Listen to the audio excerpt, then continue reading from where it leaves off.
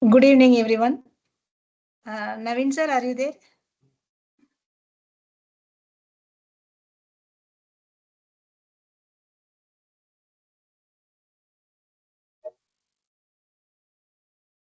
Sir, I made you as a presenter. Just to check whether you can able to share the screen. So,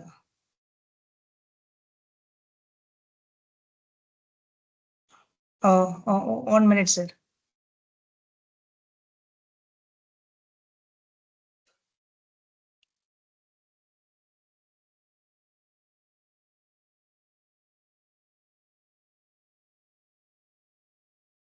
Can you check now, sir?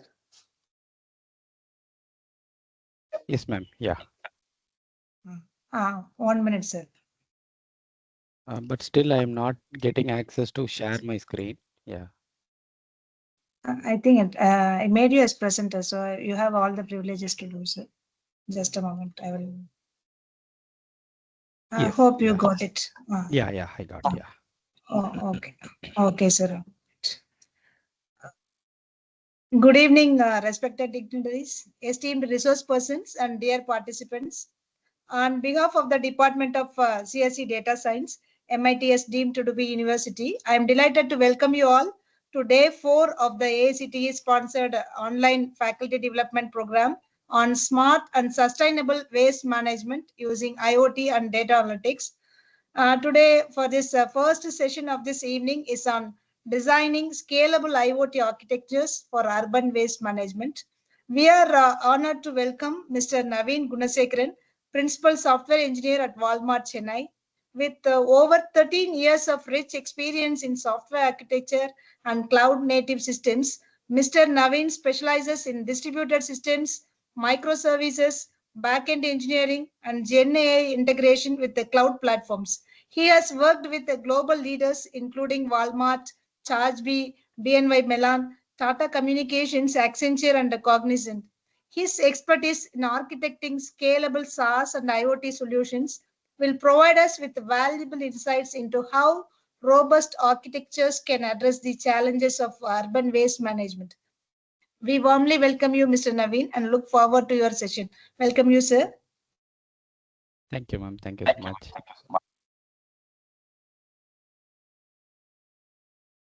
So I'm sharing my screen. Okay, sir.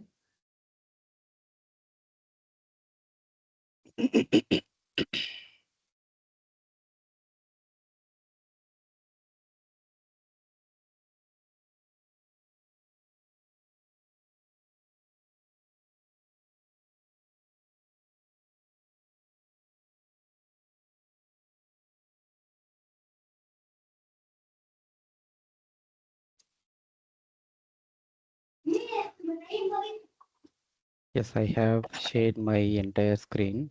Can someone confirm? Are you guys able to see my screen?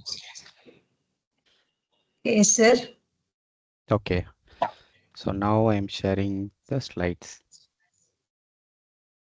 Perfect, sir. Okay. Sure. Yeah. Hi everyone, good evening. First of all, thanks a lot for MITS management and technical faculties and everyone who is on the call uh, for this amazing opportunity to discuss the scalable IoT architecture for urban waste management. Um, yeah, so I have uh, in my IT experience and also other than IT, I have done a lot of other projects as well. But out of all that, IoT projects are always very much interested and very much connected to the real world, right? So when we are building some websites or apps, it's completely software, right? So but when we work on building any IoT related stuffs, we actually interact with electrical devices, electrocommunication devices, and that actually helps us to solve a lot of real-time problems, a lot of amazing innovation projects. Also, I have got opportunity to discuss with a lot of seniors and other vendor partners and everyone. So yeah, so this session I wanted to definitely wanted to make sure like whoever is participating or whoever is attending this session should able to get good architecture design on how IoT systems are connected, how a real world problem is solved using the IoT architectures, and also how that passes all the informations to the cloud, and how it also solves all the real-time problems, provide a lot of data metrics, everything in a very connected fashion, right? And already we all are started using a lot of wearable devices or some form of IoT devices, but definitely it's going to be very extensive use cases of that. You can also observe a lot of Amazon products are already there with IoT stuffs, right? So I can see some water tracker IoT water bottle. So that will actually keep you updated and sync with your mobile and how much water you are drinking every day. So based on the sensors and other stuffs.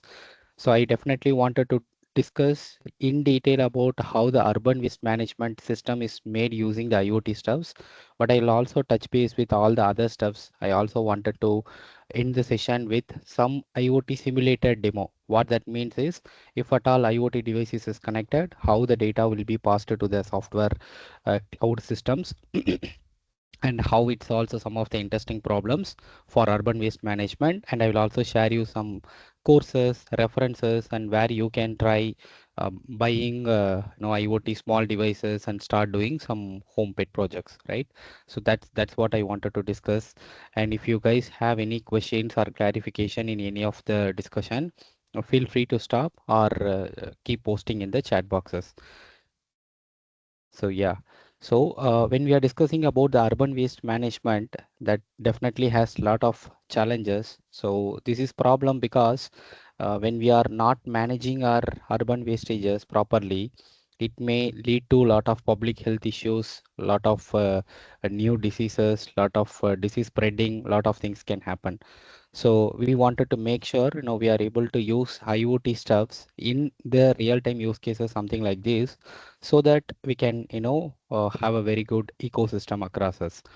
And then cost. So definitely governments are spending a lot of cost to make sure the wastages are collected properly. And we do have a lot of innovation steps happening every day to process that wastages and to convert some useful products or reusable stuffs from the wastages, just to make sure we are not dumping all the wastages somewhere else, right? And also a lot of emissions from the wastages. And right now, this is pain points why we need some IoT optimized and scalable solution right now because of overflow, right? So if you see people, wherever people visit very often, you can see a lot of overflow should be there in the urban waste system, something like, very popular railway station, malls, all those places. You can see the waste management is not properly, taken care. So because of that, definitely some public health issues and spreading, all the other things can happen. And inefficient routing, which means that a lot of vehicles are operated on day-to-day basis, managed on day-to-day basis to collect all the wastages and bins. So we wanted to make sure we are having a efficient routing. What that means is if we actually plan a very static route. Okay, so vehicle waste management vehicle is there that has to collect the bins across the city. Let's say like it's going to go from 1, 2, 3, 4, 5, 6, some static route that may not be efficient every time, right? Because some bins may not even reach 20% or 30% of the wastages. Some could have reached more than 80%. Some could have been already overflowing. So by following the static route, it may be very inefficient. We wanted to make sure we are deriving a efficient routing, and part of the IoT simulation projects, I have also covered that to an extent to give you the idea on how that can be handled in real-time world. But yeah, those are some interesting pain points that we'll have to address. And poor segregation and also data silos. Data silos meaning we do have a lot of datas, but datas are not connected with each other so that we can build some useful output or analysis out of that. Right now the datas are in silos, right? And the goal is we wanted to discuss all these things in real time way, and we are also going to write some IoT simulated projects and discuss that for a very optimized operations, how all this can be managed pretty well using some scalable designs with the IoT stuffs in real time real world. Yeah. And from the agenda perspective, we are going to discuss about the urban waste challenges and KPIs, IoT architecture, and IoT data processing, how the data processing happens from starts from the that smart bins, that is a wastage bins located in some XYZ location, to how it is, the data are properly monitored or visualized in the end device. Till that flow, we are going to discuss in depth. And then we have microservices based stuff. So when we are implementing this project in a very scalable way, we'll have to definitely go ahead with microservices. People who are following the latest software development trends, you could have observed that every company, every enterprise applications are focused to convert from monolithic to microservices based one, right? So when we are moving from a monolithic to microservices, we'll get a lot of benefits that we'll quickly touch base on how these scalable solutions can be built using that, so that the IoT solution along with microservices can be utilized to build a scalable solution, right? And scalable design, apart from the functional aspects, what are all the non-functional aspects we need to discuss? Non-functional aspect is something but uh, how many users, how many positions, how many bins, how many times we need to collect. So these are our non-functional requirement, and how many traffic can happen in each of our systems um, record. All those things we are going to discuss, and we'll quickly check out some demo on the IoT simulated project, whatever I have built, and then we'll also discuss if at all you have any questions and answers. And I have collected some reference materials to help you with, if you wanted to go ahead to master your IoT details, IoT courses, and you wanted to try some projects, what are all the starter point for those things? That also I'll help you with. So now urban waste challenges and KPIs. So the scale and complexity is the major one, right? So it would be very difficult to arrive. Uh, this is the number of smart bins we need, right? And also the complexities again remains difficult, because we may have lot of trucks, lot of millions of bins, lot of connected locations. So handling all this using a complete IoT would definitely needs a lot of scale. What is that scale? I'll be able to explain you little detail in the few slides, but in high level, the scale is something. But if you are building this as a one small project, you don't want to worry about lot, because the sensors or the IoT devices, whatever we are going to connect, our accelerators, just to calculate the tilt of the bins, all those things won't would be sending a data every minute or every 1 minute or every 5 minutes, something like that. So now for one device, it's going to send the data. Then what happens if we have 10 smart bins? What if we have 100,000, 10,000, 1 lakh? If 1 lakh is positioned across the one big metro city, then what is the data volume? Every 5 minutes or few seconds, every bin would be sending some data to some cloud, right? Once it is derived, it has to calculate lot of metrics, monitoring aspects, and then routing optimizations to help the next flow with that, like how many trucks, what is the route for the truck to collect the wastages bins properly, right? So, and then the inefficiency cost. So we wanted to make sure, like instead of following the static route which we already touch based, we wanted to make sure like that route should be very dynamic based on the data. Instead of visiting all the 1 lakh bins every day in some scheduled stuff, maybe out of that 1 lakh, 10% of the bins may not be even reaching 20% every day. That may reach 80 or 70% after 3 or 4 days of bins. So we don't want to collect that on daily basis. But some bins may be overflowing even twice a day. So we wanted to have a route optimized in such a way that we collect that wastages from there every day twice, right? And that will also help us with a lot of fuel, COT, cost, all those benefits it will give. And KPIs to optimize, we wanted to make sure the cost per ton we are saving, and every kilometer we are driving using the truck, we should be able to collect or pick up more bins. So all those optimizations we wanted to do, right? So I also gathered some real-time metrics. If you see here, Bangalore has over 4.5 million household generating waste, while Tokyo handles over 11 million tons municipal waste per year.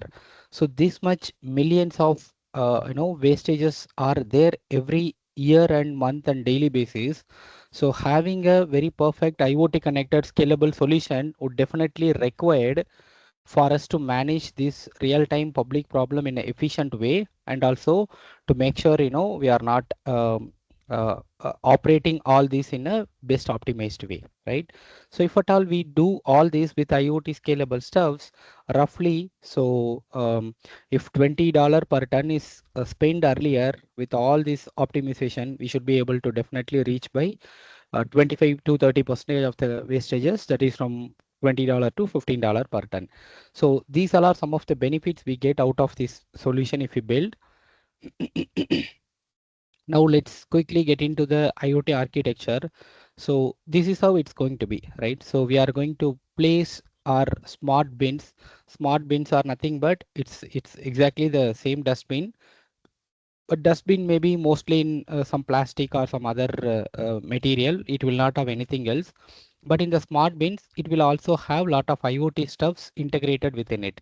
It will have lot of sensors, accelerators, maybe a few steps for Wi-Fi and LTE connections, and then there may be some power supply through some battery or some solar panel. All those stuffs are there, and that we refer as a smart bin. And all the smart bins are positioned across the city, right?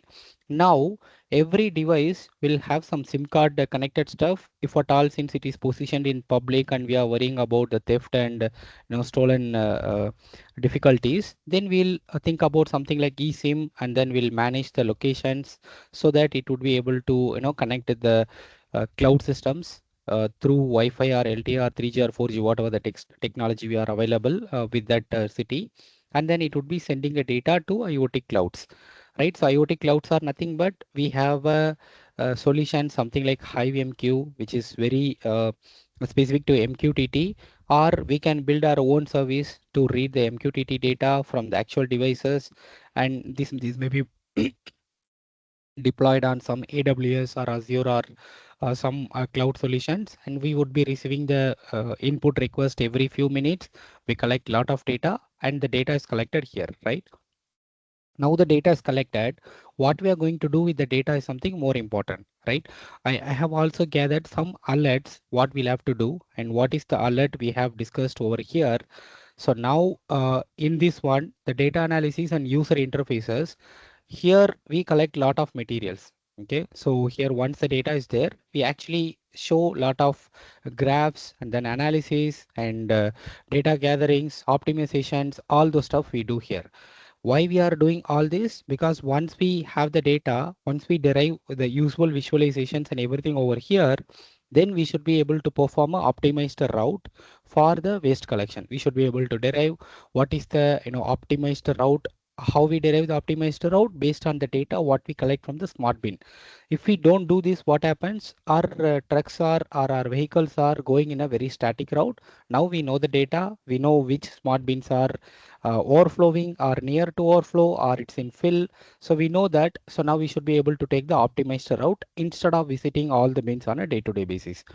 Right now, collection of the wastages, the collections of wastages are done. Then the same cycle repeats every single day or every X days. Right. So this is the IoT architecture overview, which will help you understand how this complete architecture can be derived for this use case. Now, as I mentioned,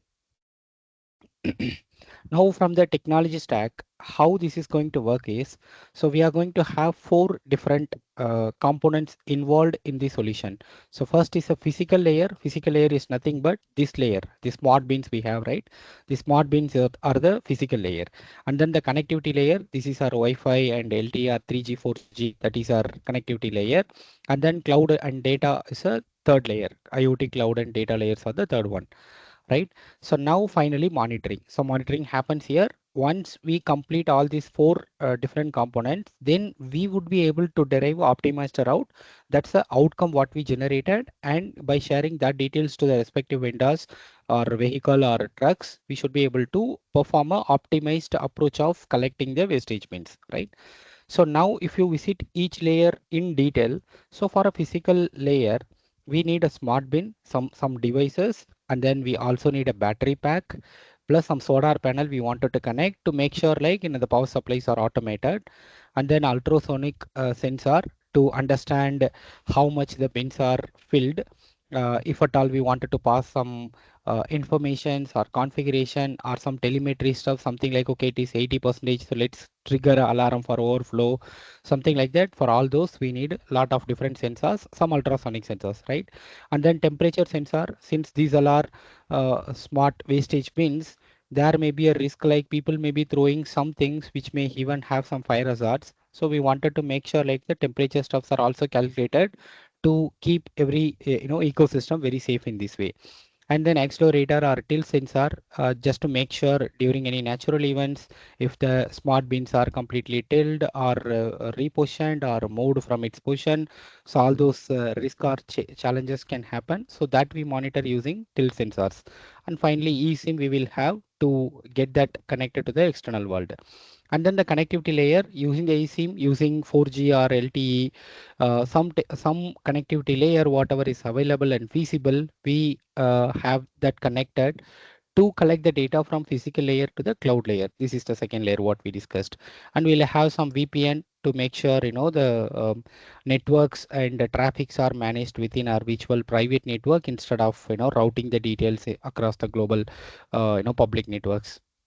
Some SIM management platform just to make sure if at all any stolen theft and all happen, to make sure we can either remove the device or disable it. Some kind of management platform would be required to make sure the devices are managed properly. Yeah. And finally, third level is IoT cloud. So here we have a MQTT.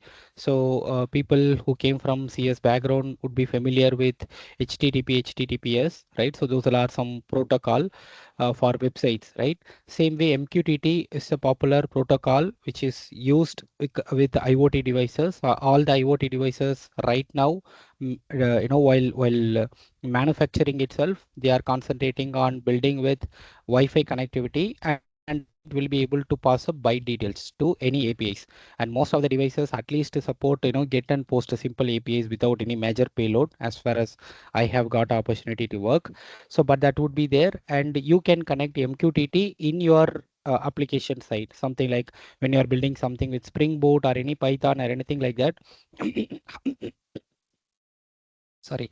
So how we actually build a solutions for HTTP, HTTPS, right? Same way, MQTT is something, the protocol you'll have to listen, get the data, store it or manage it somewhere, and then derive some useful monitoring metrics.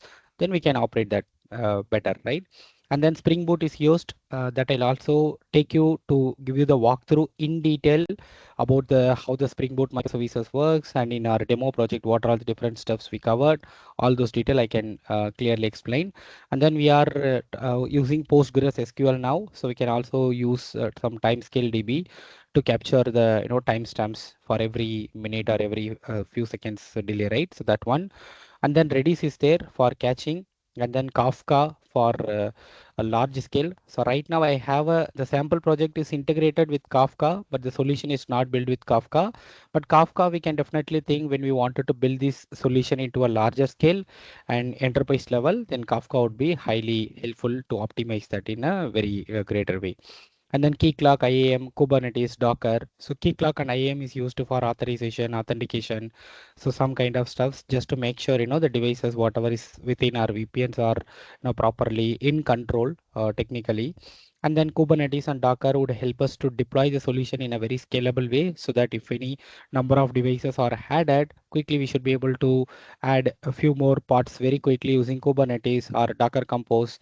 Then we can, we don't want to worry about the scaling in terms of the solution up and running, right? And finally, the fourth one is monitoring.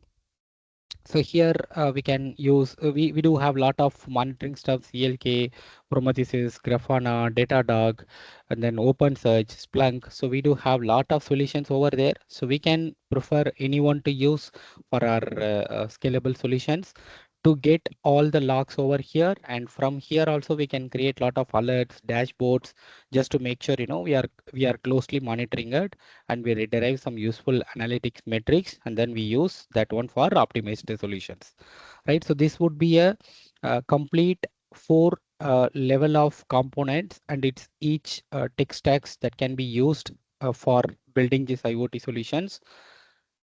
Yeah, so now the key stacks, right? So now we just discussed about the components and the flow. Now here, there are two things. One is the demo. For our demo, we have built a small IoT simulated solutions with Spring Boot, Postgres, Redis. As I mentioned, Kafka is integrated, but we have not used, but I'll give you the idea on how it has to be used. And then Docker is used. So that's our demo project, which we'll quickly see how it's working all together. And then for enterprise products, since it is IoT simulated projects, no IoT devices are involved now. But in the actual enterprise products, we wanted to have some kind of ultrasonic sensor like this, and then maybe some solar panel to continuously provide us supply to its batteries. And then Flutter can be used for mobile application development, Angular for websites and dashboards. Maybe some people can prefer to use React for both mobile and web application altogether. And HiveMQ is a cloud MQTT platform that would help us to continuously get the traffics from all the devices, all the connected smart bins, and then all this happens using the REST APIs. So REST APIs plays a key role between microservices communications or communication between the web and mobile platforms to the backend services. And Grafana, Timescale, and Prometheus are yeah used for a lot of metrics and monitoring stuffs. Okay, since I wanted to quickly highlight one more thing. So whatever the IoT hardware devices we are planning that we are going to integrate with our smart bins, we wanted to make sure those are some waterproof and sealed port, just to make sure it can manage floods and then rains and some kind of natural disasters which can happen. And at least from the safety and security perspective, it shouldn't be creating any issues to anyone, right? So when we are choosing those kind of things, we'll have to make sure those are waterproof and sealed stuffs. Yeah, so these are some of the key stacks. Now the alerts in detail. In the demo project, what we have covered is, so if at all the fill percentages is greater than 90, it would actually create an alarm, right?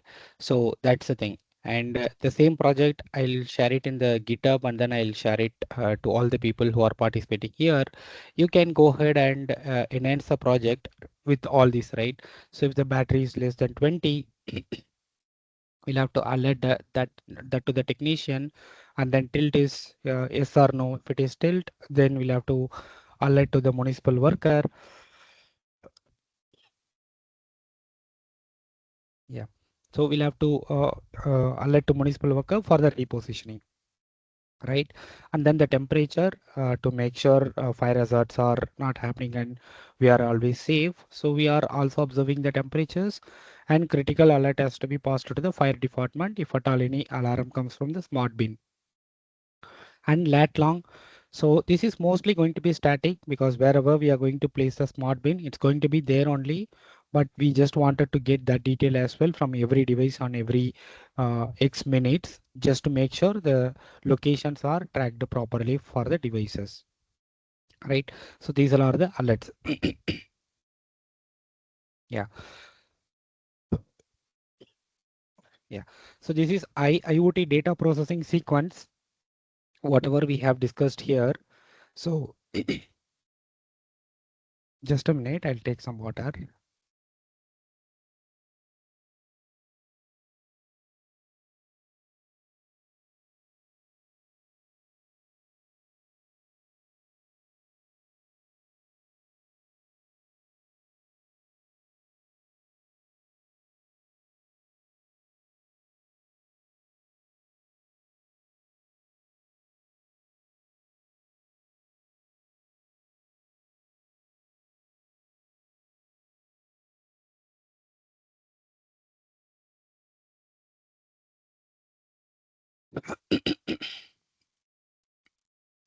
Yeah, I'm back.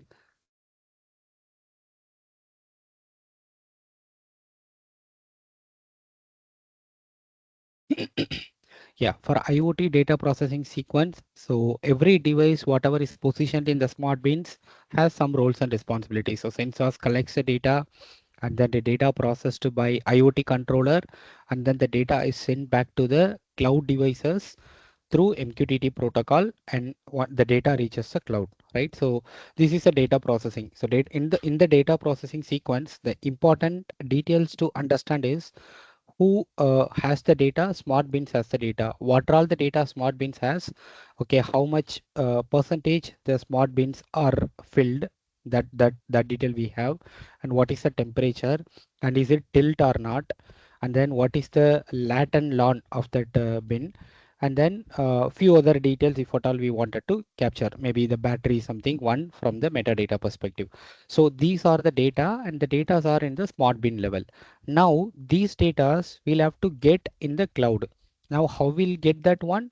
Using the Wi-Fi, eSIMs or any similar solutions, whatever the e-bins or the smart bins are designed, and that will have a connectivity the network, and then that will start sending the data to cloud every few minutes, right? So now finally our cloud gets the data through some APIs. Okay.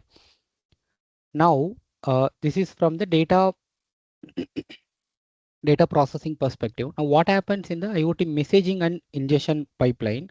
So MQTT messages are there. MQTT message is nothing but each message, whatever the smart bin sends, that is going to be MQTT message. So every message will have this is the battery at this point, and then this is the temperature, and this is a tilt position, latlon, all these 5 or 6 detail, whatever we wanted to monitor, all those are going to be sent every 1 minute or every 2 minutes, and that would be one MQTT messages.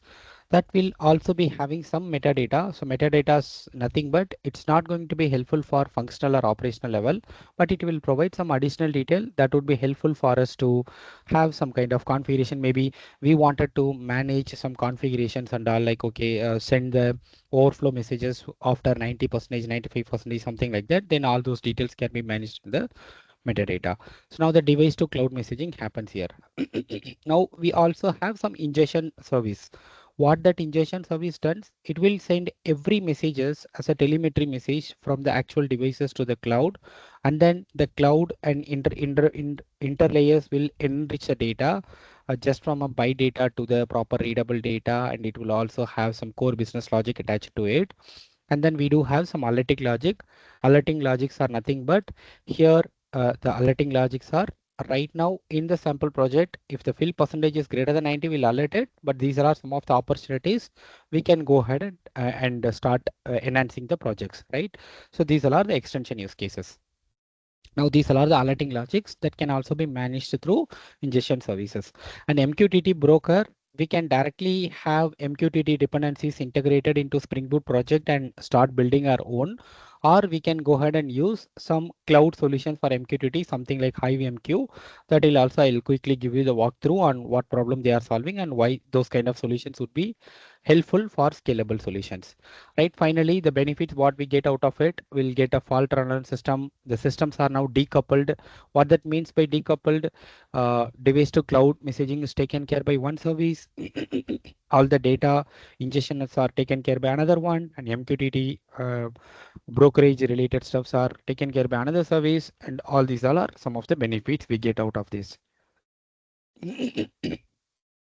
Now in the microservices architecture, which I wanted to quickly touch base, because when we are discussing about the scalable solution, monolithic services, monolithic architecture will not help, or will not help us to scale, or it will not help us to enhance the projects more frequently.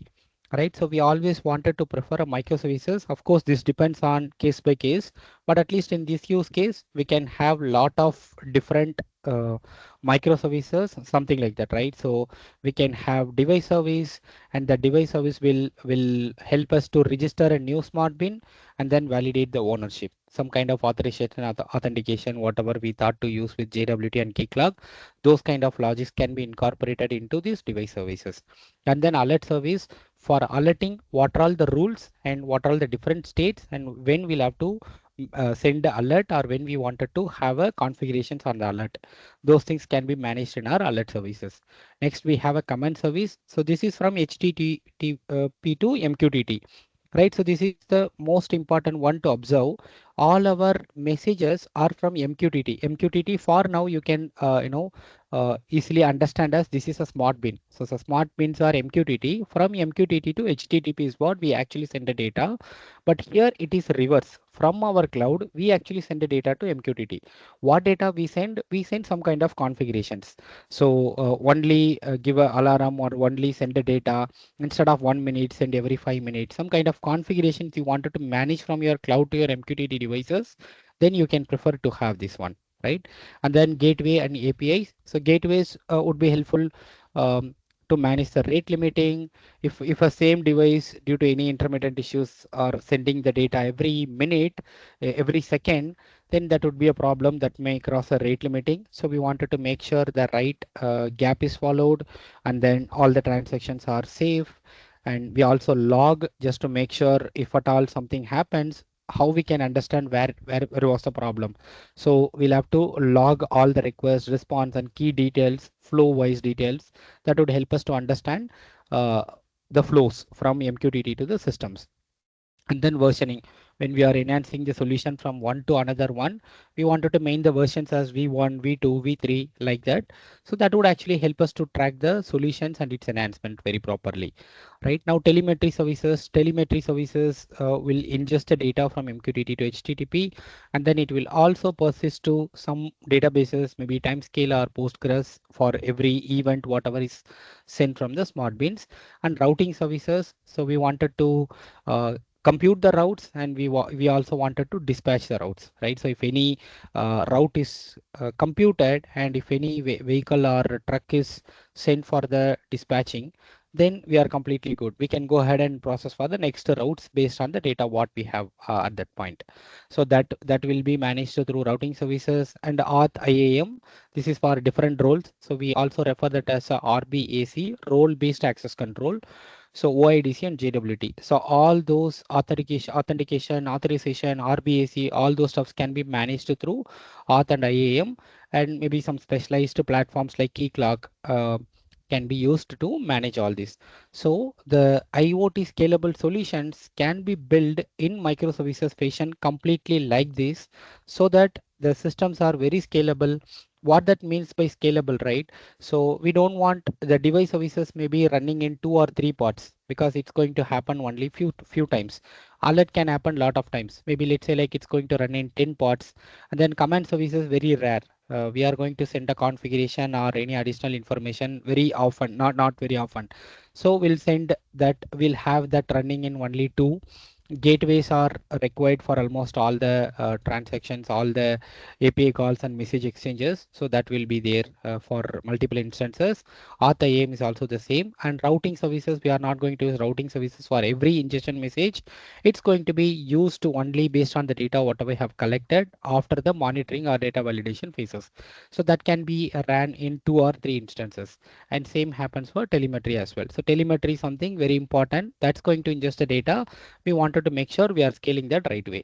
So now if all the systems, all the services are built as a single monolithic, it would be very hard for us to understand the actual usages of the flows and having the right scaling. Either we'll allocate more resources, or we may not be able to allocate the right resources.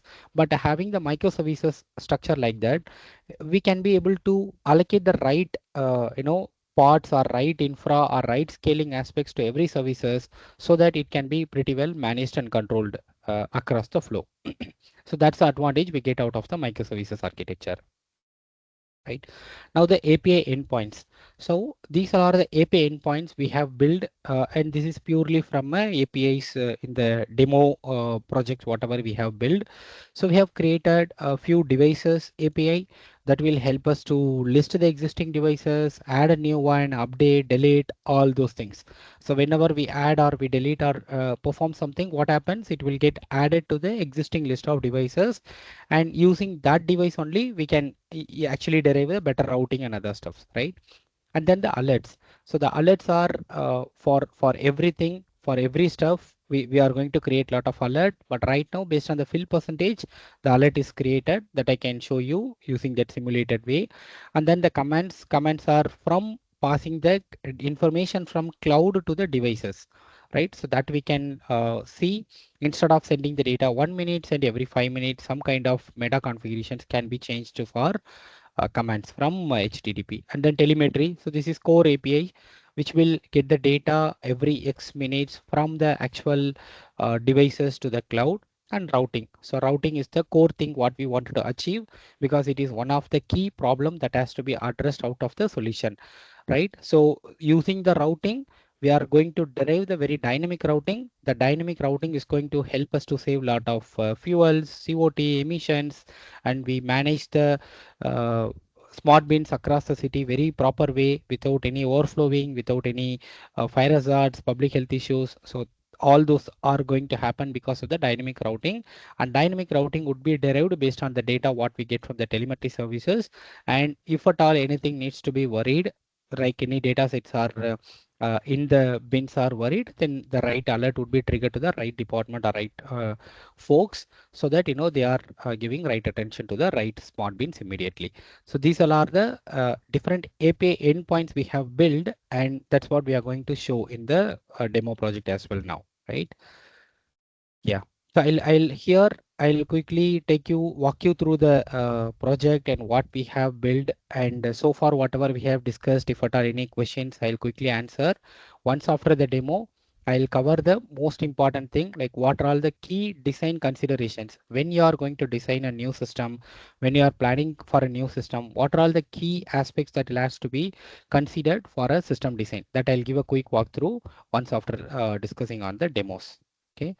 Now I'll quickly pause here to see if you guys have any questions or clarification, so that I can quickly address that. Then we can start with the projects, all the directories, what we have tried, all those detail I'll explain you.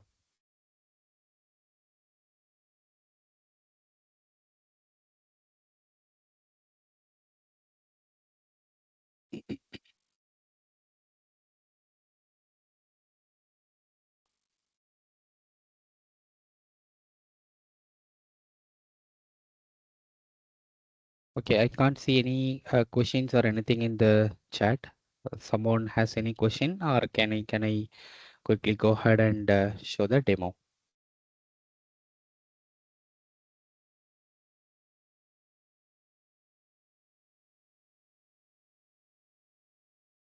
Okay, I'll take this as no, then I'll proceed with the demo. Okay.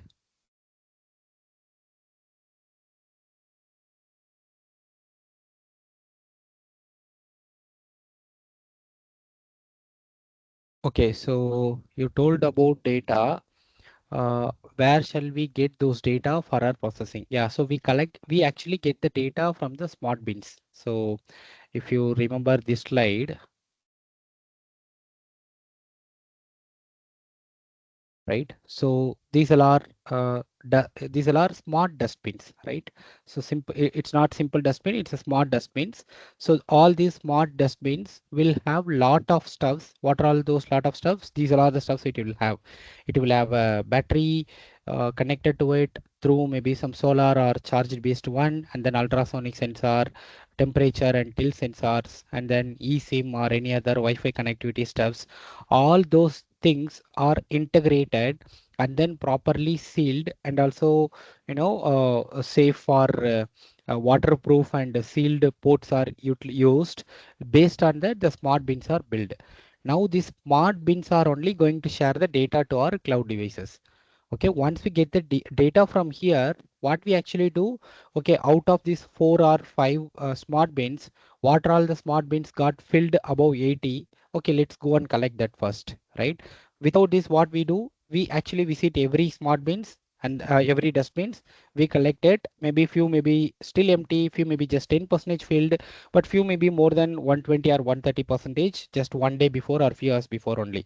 So we might be inefficient earlier, but now with this smart bins way, we can collect the wastages for a urban waste management very properly in a very optimized and efficient way.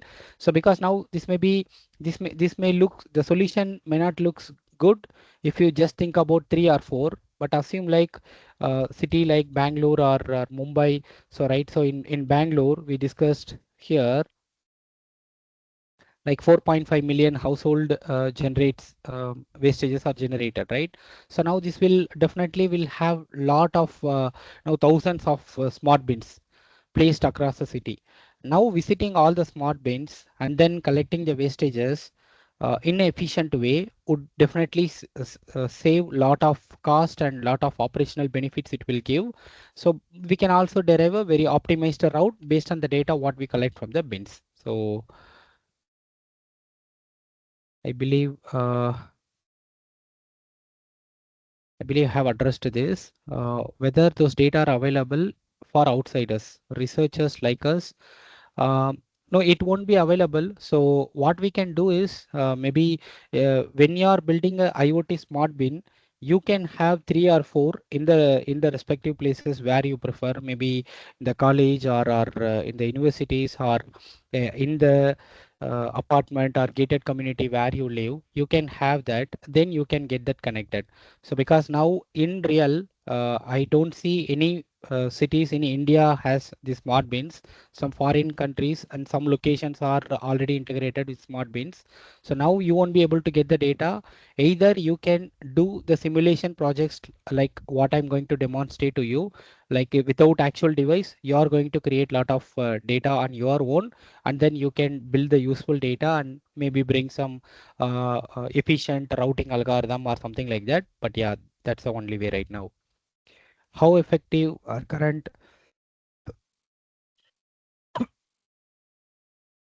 intrusion detection system in zero attack? Can you give real-time scenario?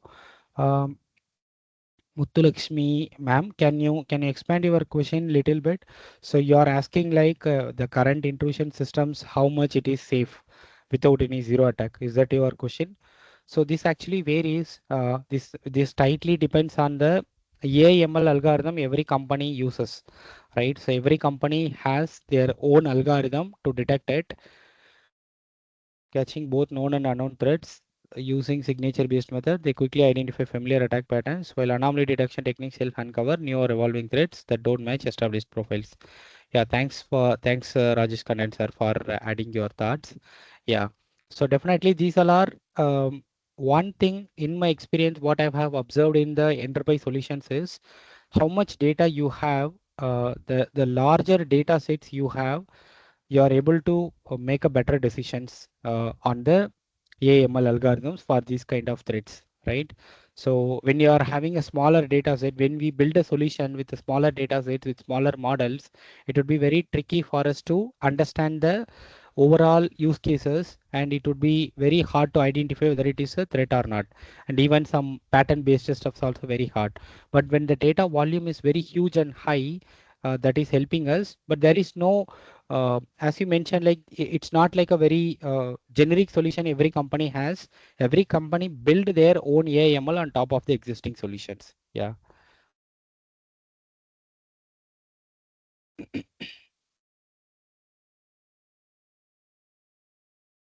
Okay, I'll go ahead with the IoT simulation demo. If at all anyone has any questions, we'll again check back the chat in few minutes. Yeah. Okay. So I have built a project named City Bin using the basically Spring Boot. So Spring Boot is the popular tech stack used by a lot of enterprise companies for building backend solutions. And this would actually help to build very, a lot of microservices. Whenever you wanted to build more from monolithic to microservices, you wanted to enhance for all those use cases. Spring Boot microservices are used pretty well in the industry. So I have set up a sample project. I'll quickly give you the walkthrough on how it is done.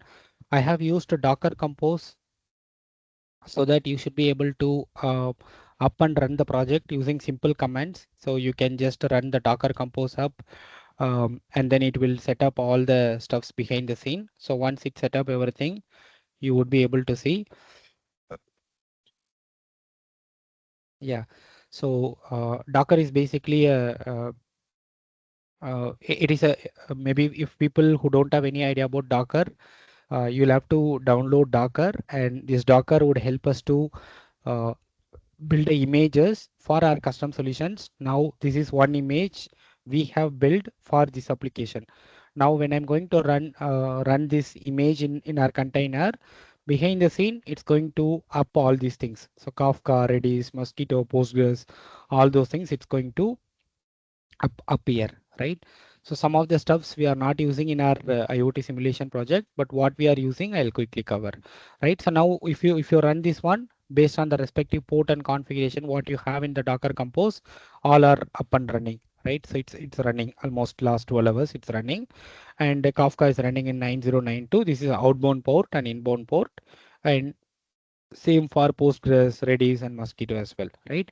So now the application is up and running, all these things, okay?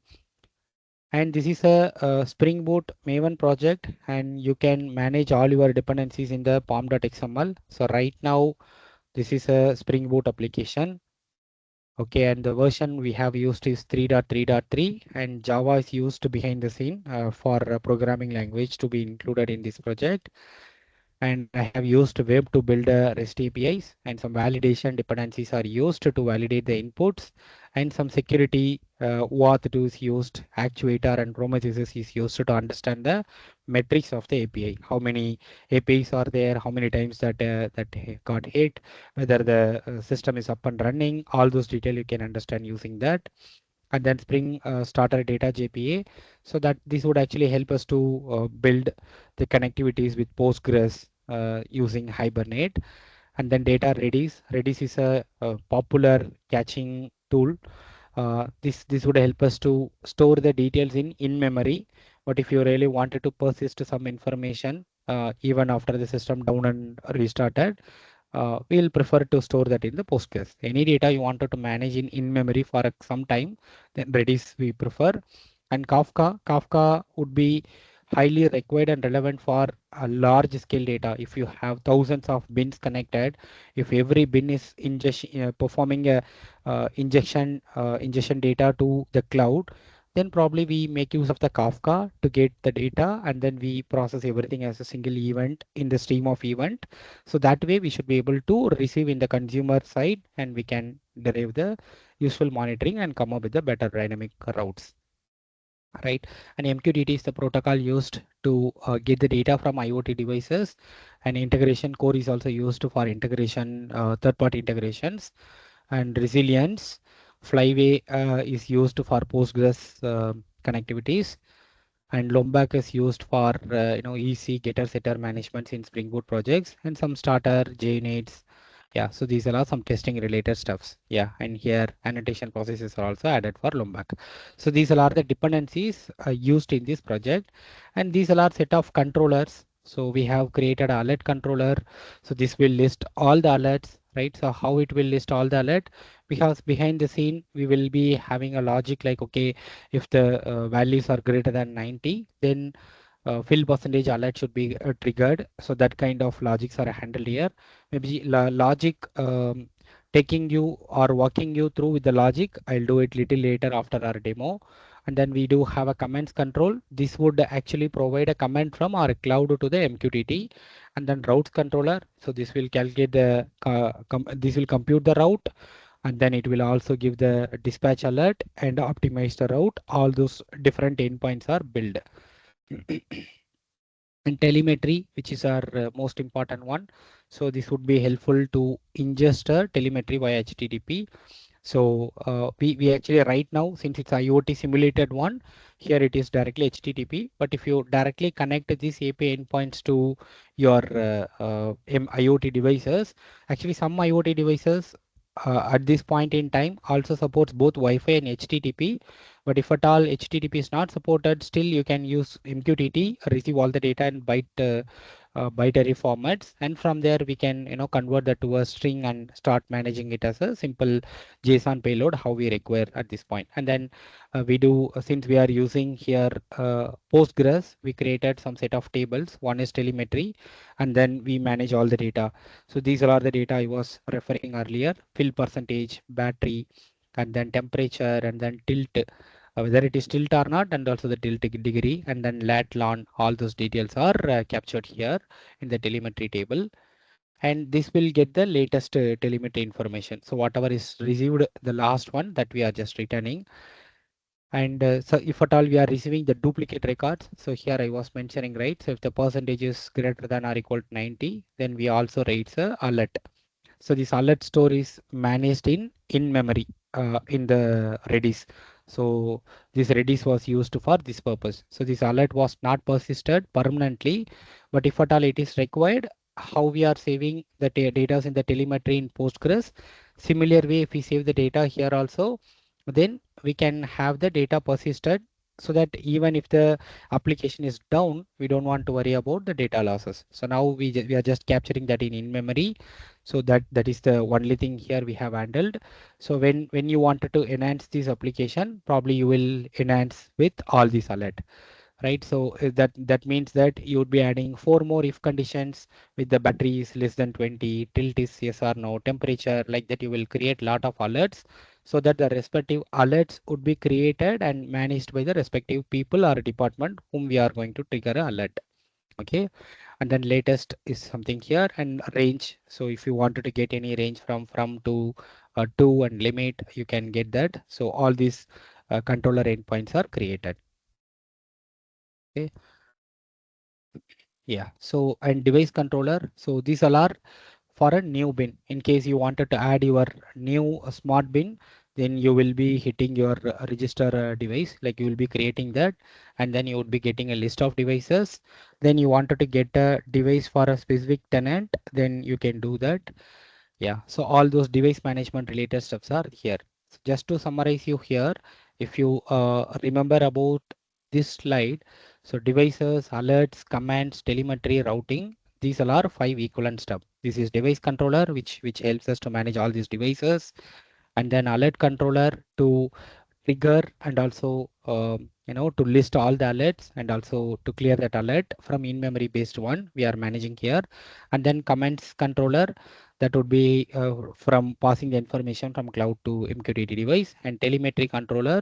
So this telemetry controller would be actually doing a ingestion of data and then processing and monitoring of data from the actual smart bins, right? And finally routes. So routes is to derive a dynamic routing, and that's what we wanted to get achieved part of the optimized route, right? So the project is built like that. Now, so we have created a lot of DTOs, which will be like what are all the data we wanted to collect for every information that I'll show you directly in the Postman itself. And then Kafka is used here. We have created some producer, but we have not used right now because in a single node based machine, something like my laptop at this point, we won't be generating a lot of data. But when the bins are thousands of bins are there, then we use Kafka and then we produce Kafka events in a large scale so that the consumer can process a lot of details in uh, a scalable way.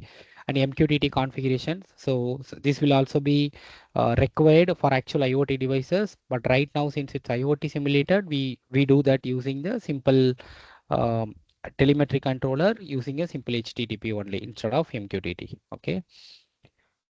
And these are our repo. We have created this device repository. Device is a table and the data are persisted here in the Postgres. And all these are some of the key services. So this will have some business logics about what we'll have to do the raw data and route logics derivations, what we are doing and alerting and all how we are creating that is here. Okay. And in the application YAML, we have a lot of configurations like what is the port we are running our application and Postgres, sample user ID password for the same, and Kafka configurations are here and Redis configurations are here. So the 6379 is the actual port what got triggered here. So the Redis port is configured here, and then all the management APIs just to understand the health detail and metrics detail about our application.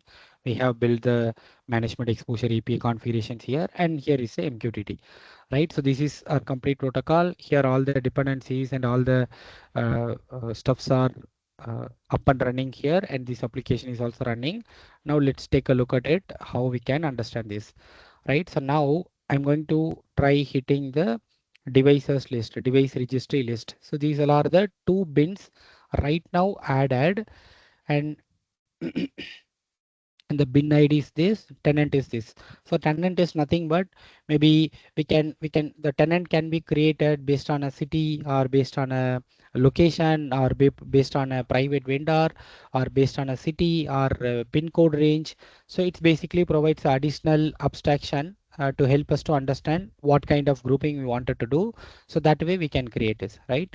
So now what I'm going to do, I'm going to create a one more device. Maybe I'll just mention this as bin 08, and then I have created this new one and 201 created. Now if you go here, this one happened. Now what this technically means, right, in real world, whenever we are going to place our new smart dustbin in some location, then for that particular bin, we keep some unique ID and then we attach that to the respective postal code or some kind of grouping, whatever we wanted to do, that one, and then we create that one, right? So once we created, now what this technically means now is, now we totally have three smart bins. Okay, now get bin.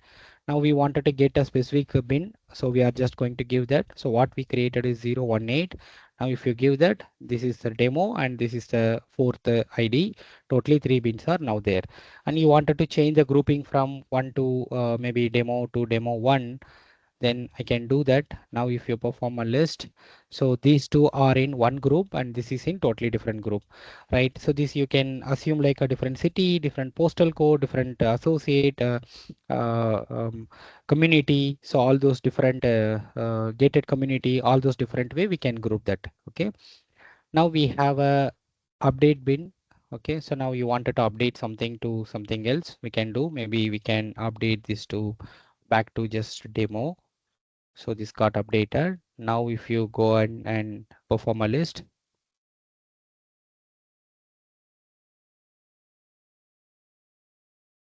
okay, here it is demo, but still it's not changing to demo. Demo from demo one. We'll quickly debug this. So now we have a delete bin. We wanted to delete any bin from here. We can do that. So I'm just trying to do this bin 018. So that got bin 018. Yeah. Okay, we have updated this only. I was checking this. So I think update was also working fine. Let me try to update this to demo.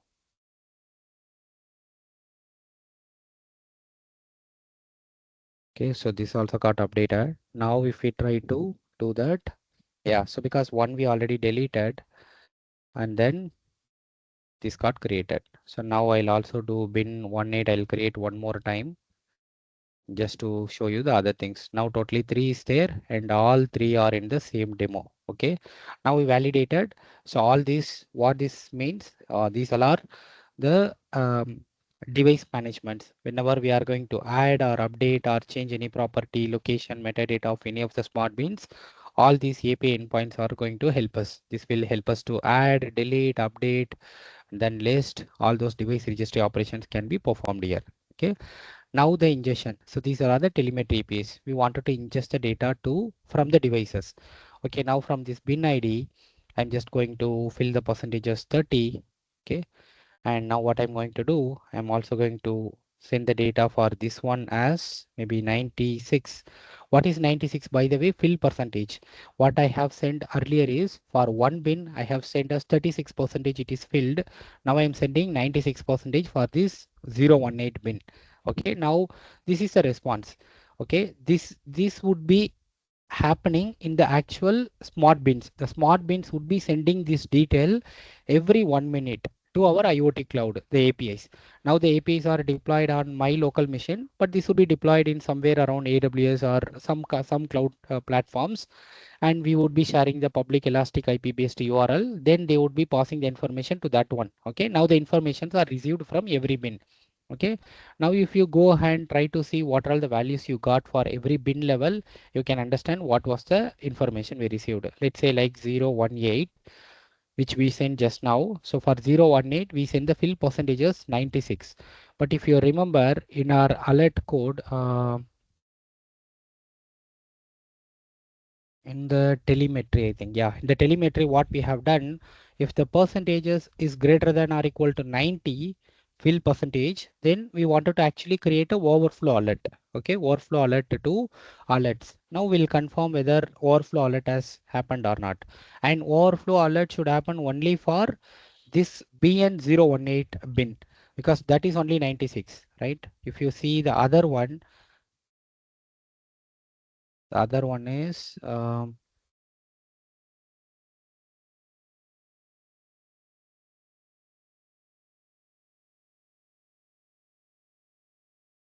so this is that other bin ID 00421. So this is 30% only fill and these all are 200. Okay.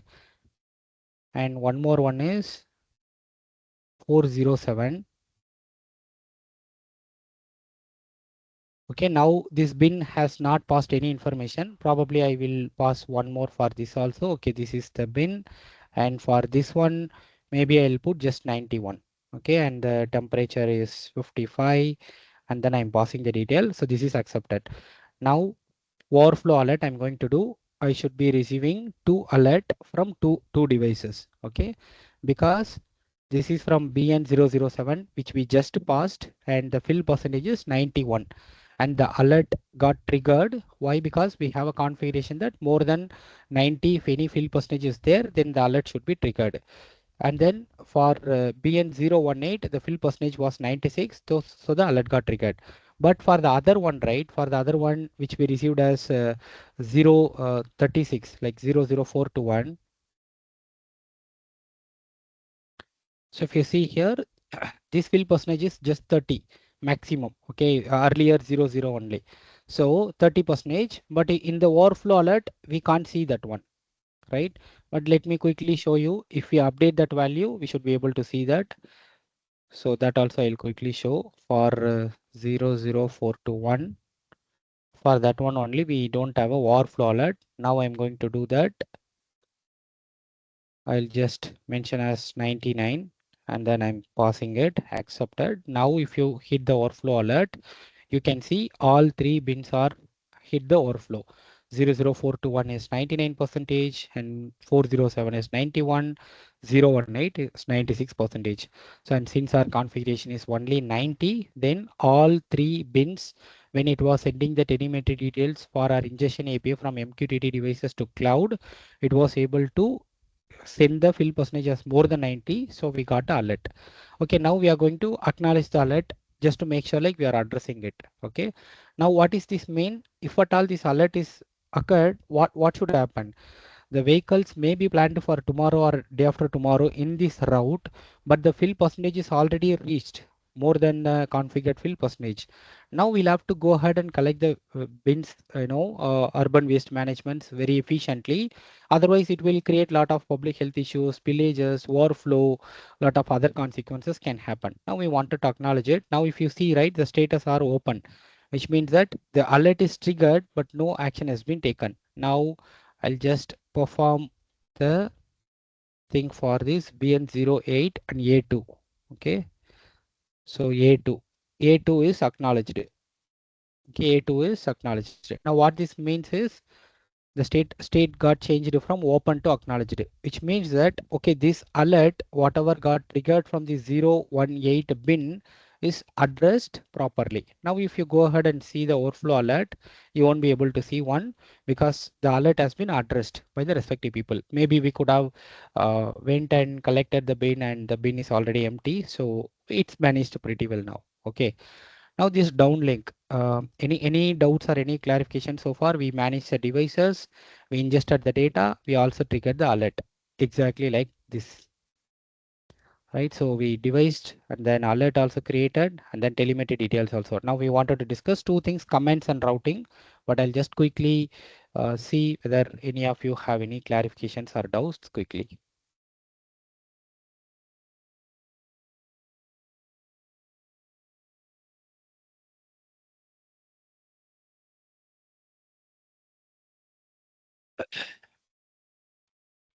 Yeah, so can you show the demo using AWS IoT core services? So to show the demo of how to create a thing to present your device, download connection gateway SDKs and certificates for platform, SDK and publish MQTT. Yes, so as Rajesh Kannan sir mentioned, so in order to show the demo from the actual devices, we actually wanted to have the the HPC IoT core and all the SDKs and everything's installed. But technically, what's going to happen is we are going to build a lot of REST APIs with our favorite programming language and framework, something like Python with Fast API or Flask or Java with Spring Boot. And then the same API is what we are going to get connected with the devices. So now we wanted to understand how the design has been made, the scalable design has been made. How are we selecting the tech stacks? How are we choosing the right technology to manage our use cases and to build it in the scalable way? So that's what we are actually covering part of the demo.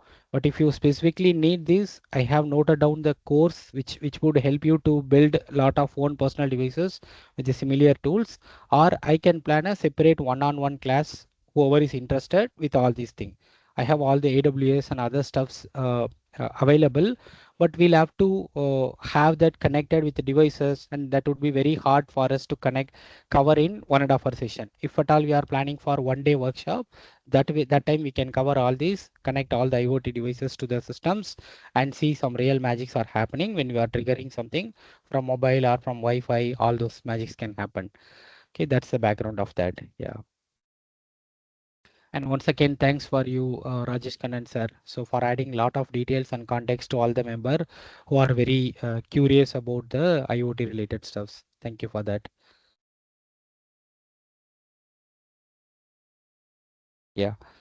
So now the alerts are managed. Now the downlink. So downlink is something very specific, like to manage the metadatas. We are passing the information from cloud to MQTT. We wanted to send a details from our cloud to MQTT. So far, whatever has happened is injection is IoT device simulation, right? So here is where what actually happens if you have IoT device, right? You would have IoT device that would be connected with some Wi-Fi, and that smart bin would be already having lot of sensors, and every sensor would be generating lot of data, maybe some data, some accelerator sensor, whatever we are going to integrate, that may be providing whether it is tilt or not, and then fill percentage we'll be getting from our ultrasonic sensor. And for battery also we collect from our battery. I don't know the exact sensor that has to be used, but from there we can take that. And then a bin ID is the unique ID assigned to it, and timestamp is a current timestamp. Now all these details are generated and available in our smart bin. Now this is the API. We just wanted to send the information from the same bin every 3 minutes or every 5 minutes. So that the ingestion would happen to your actual service on the cloud. But once after that, are we triggering the right alert? Are we doing right observability, right routes computations? That's where the actual thing what we are going to do out of the devices, right? So having only the smart bin and generating the data will not help us to solve any problem. But once the data is sent to a cloud, we should be able to do all the magics behind the scene and get this done, right? So yeah, so now all this happens in a reverse way. Now from downlink the cloud to MQTT, we wanted to send a configuration, like instead of sending every minute to the cloud, start sending the data in every 5 minutes, something like it. You can set a configuration so that you don't want to receive lot of data, but if you are having thousands of pins every minute or every seconds, every few seconds you wanted to receive a data that would be generating a lot of data. Now that can be managed pretty well by having some downlink configuration from your configuration server or configuration system to the actual MQTT devices. Okay, these all are some observability which would actually help you to understand whether the systems and stuffs are up and running, and then it will also give you the list of actuator information and Prometheus information. This would help us to understand what is the disk space available, what are all the different threads used, what are all the different HTTP connections, Hikari pool connections are used for databases. All these things would actually help us to understand, are we having a right scale or not, right? So if at all we are adding 1,000 new bins, we wanted to make sure the respective scalability has been equivalently performed. But that kind of monitoring can be done using these things. Okay.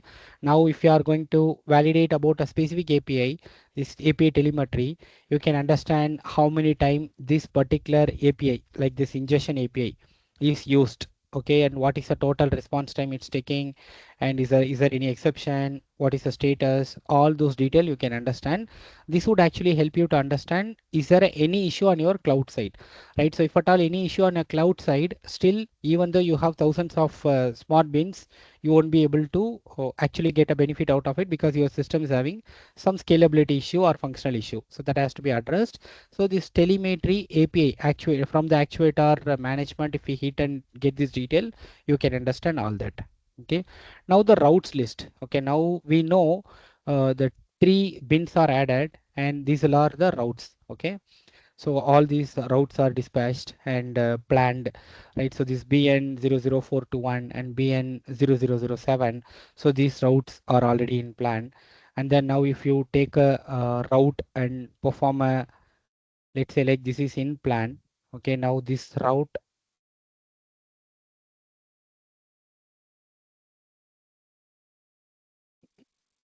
right? So this is in planned already, right? So this routing would help us to understand what are all the total number of bins. And the other one, if you remember, we have already acknowledged the alert. So it's not there anymore for collection. So out of the 3, we have 2. And what is the sequence we wanted to collect it? And that will give some optimized dynamic route. This may not be same for every day. So today the truck or vehicle has to go for this one first and then this one second. But tomorrow, based on the last 1 day's actual MQTT data from the actual devices, we must be bringing a better different data and monitoring and visualizations all together. That would actually bring a new dynamic route so that the trucks operators or vehicle drivers can plan that one to collect the bins accordingly, right? So this is the most efficient and important stuff what we wanted to get out of this scalable design, right? So this is not static anymore. It completely changes based on the data. And even when the vehicle is started, and there may be a possibility that the routing can be alerted for a different thing altogether if you are monitoring the data very closely, right? And once a thing is dispatched, this would actually help us to just update the details to dispatch so that how we perform the acknowledge. So this would be updated to dispatched so that now we don't have any routing plan, right? So this way we don't want to have a static route and daily same planned route, dynamic route, efficient, and every per kilometer lot of additional waste management collection. Efficient systems has been built by managing all these on the IoT based devices. But the only thing is whatever we have seen is from the IoT device simulation, but the same data is going to be generated in the MQTT smart bins, whatever we are going to have with the different sensors, whatever we are going to connect. And from there we receive the data, we derive the same equivalent configurations. So the logical and perspective concepts way, if we can catch this, now if I'll share some courses by buying few sensors and few some sample pit projects, if you try, you can understand what are all the data those things would be able to pass and how you can build the whole system altogether from there on. Okay, that's the background I wanted to quickly touch base. Yeah. Any doubts or clarifications?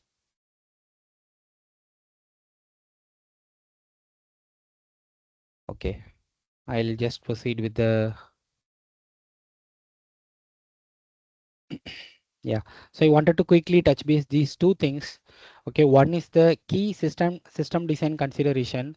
So which means that whenever we are planning for a high scalable, high secured devices, we wanted to think about the multi-zone. Multi-zone is nothing but we wanted to make sure like our solutions and services are up and running in multi-cluster services to make sure we are 99.9% availability, high availability systems, right? And then stateless microservices. So all the devices are being sending a lot of details. Probably we can have with some JWT authentication authorization based tokens. But if we have some sessions and attachments to it, that would be very hard. And all our microservices REST APIs. So stateless is something we wanted to consider very carefully. And then queue decoupling. Right now Kafka is not used, though the project is built with Kafka, but the request are simulated one and very small. So there is no need for Kafka or SQS. But as far as we have a lot of things, we wanted to produce the data in an event based one using Kafka or RabbitMQ or any SQS solutions based one to make sure we are managing all the data pretty well, right? And then caching layer. So every time we store the data in our actual persistent based databases, that would take some extra network latency. And projects like IoT based projects, that would be very key to understand, because you may be receiving every 5 seconds some data, and every time you wanted to save something, if it's taking 1 second, you can see a lot of gaps when the system is no more scalable, right? Because the database calls are through network, it's taking 1 second, and you wanted to monitor the data for every 3 or 5 seconds, and you have thousands of bins. That would be very hard to give, and basically it will give a lot of back pressure to the database systems. During that time, we'll have to use Redis, because Redis might take probably 15 to 30 milliseconds for a single transaction. And the important call out is, do we need to store the data permanently or just for few minutes or few hours? That's a call out, we'll have to take it out, right? And data partitioning, so here the data partitioning, we wanted to partition the data based on the city or pin code or gated community. What is the exact the partitioning you are planning, so that the data volume can be managed well. If you are sending every 3 seconds and lot of devices, then you might be reaching 1 million or 2 million data within 2 or 3 days. That would be very hard for us to query or manage or build some useful metrics. So right shard or partitioning should be applied. And also maybe some retention based data. If you don't want the data for more than 7 days, if we delete the data and have the databases with minimal data set, that would actually help us to manage the data set very much, very better. And back pressure management, always we'll have to make sure we are implementing rate limiting, and then we are also having lot of authorization authentication stuffs. We are also having additional routing mechanisms. So all those back pressure related stuffs are handled pretty well. Then only the solution can be scalable, right? So these are some of the important system design considerations when we are building for a functional aspect of the system design, right? Now this one, quickly I'll touch base. This is a non-functional requirement. Most of the time, even in enterprise solutions, people focus more on functional aspects, but they miss on the non-functional aspects. Like they may not be discussing very much detailed about what is the total data volume probably after 1 year. Is our solution is going to support that time? What is the number of API requests or number of input requests we can assume if we have 1 lakh plus smart bins? So these are some of the smart, non-functional requirement, right? So functional requirement, if we get the data, what has to be done is a small functional requirement. If we get lot of millions of data, is the system is designed such a way that it should be able to scale from 1x to 10x, or how it is managed? That way we'll have to think about the performance, and then security, scalability, high availability, maintainability. Everything is most important, right? And these are some of the non-functional aspects which we'll have to think in the initial design itself, so that the system is scalable and solution is also scalable. Okay, yeah. So demo we have already checked out, and so these are some of the things I wanted to quickly share. Probably I'll share the link here.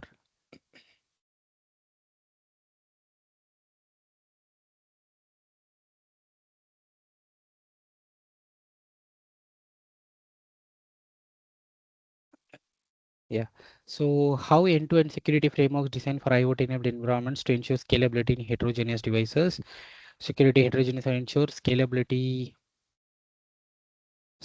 through decentralized architecture like blockchain and fog computing, which reduce reliance on central servers, and by employing federated and distributed machine learning to perform security tasks like anomaly detection, locally on devices, edge nodes.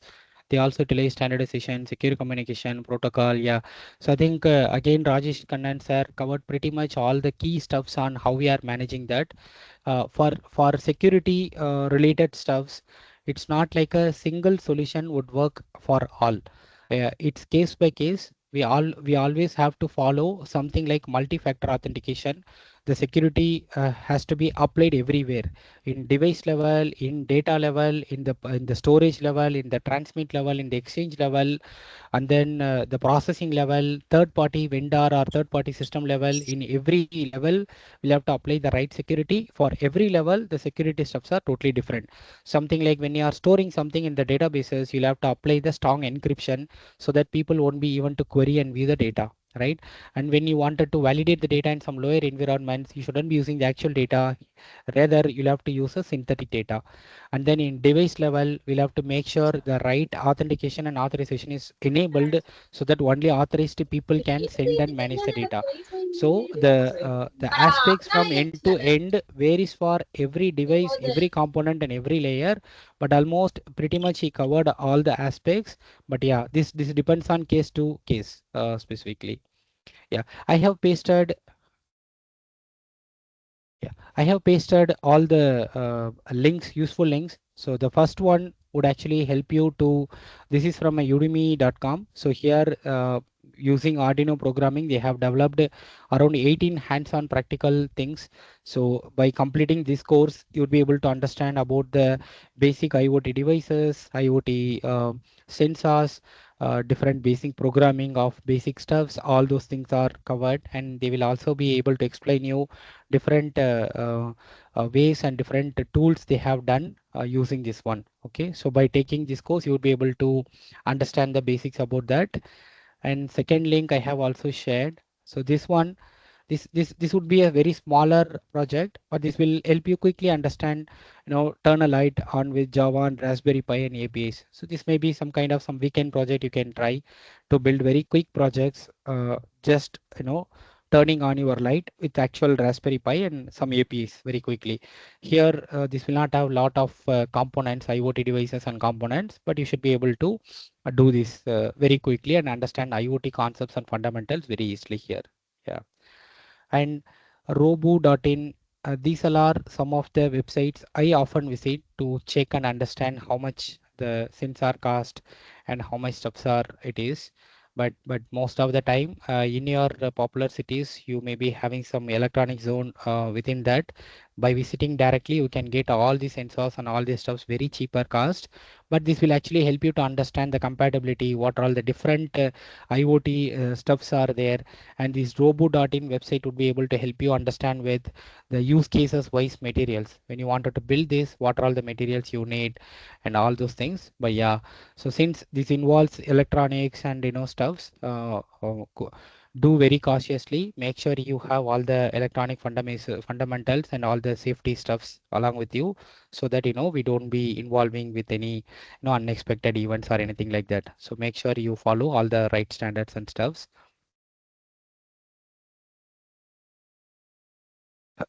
And the same I have shared from Amazon. So Amazon, it is very costly, but they will provide a complete kit.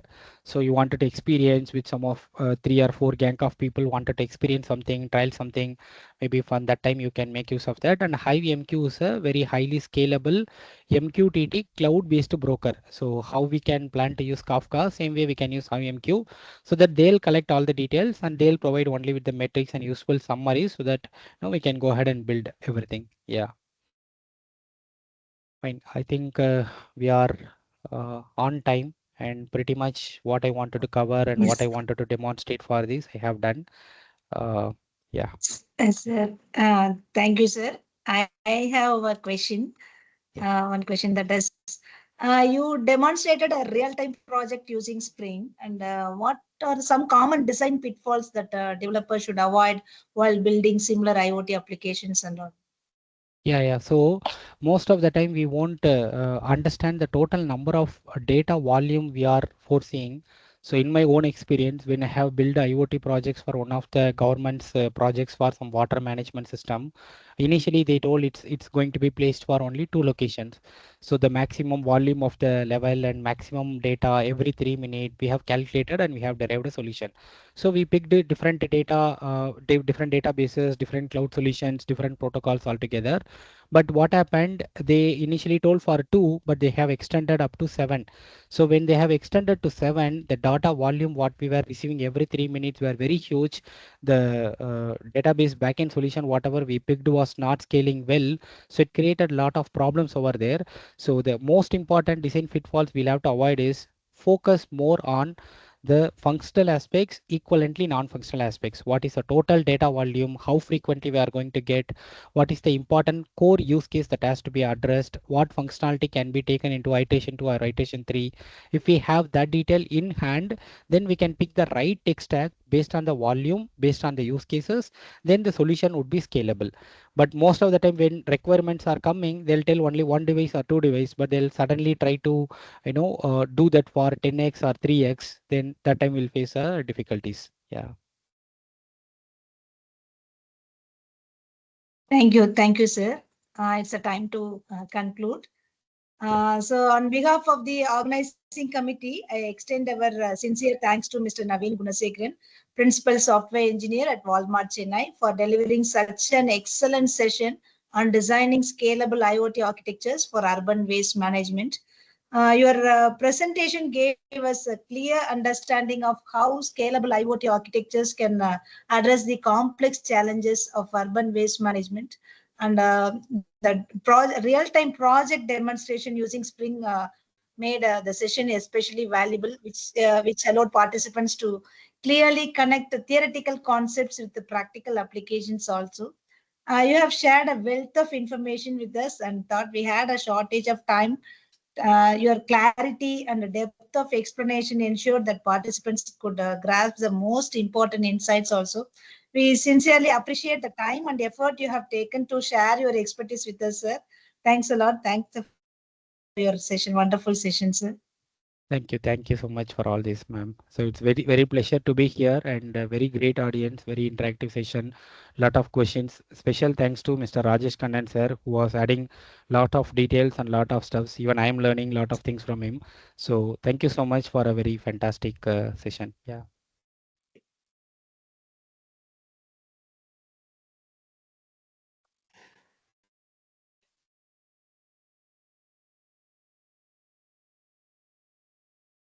Uh, Thank you all for making the session very interactive. And for the next session, um, can I check Mr. Ansari? Are you there?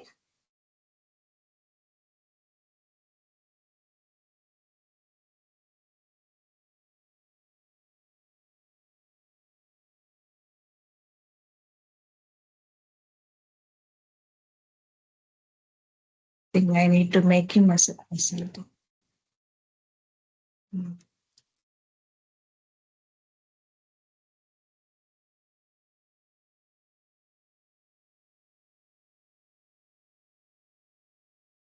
Ah.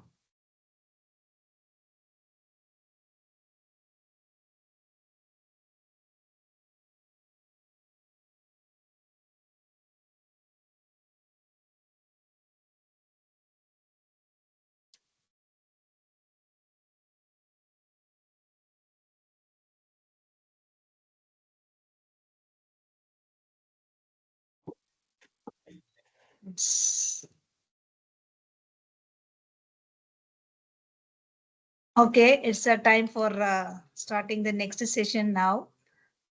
So the next session will focus on building data pipelines for waste tracking analytics.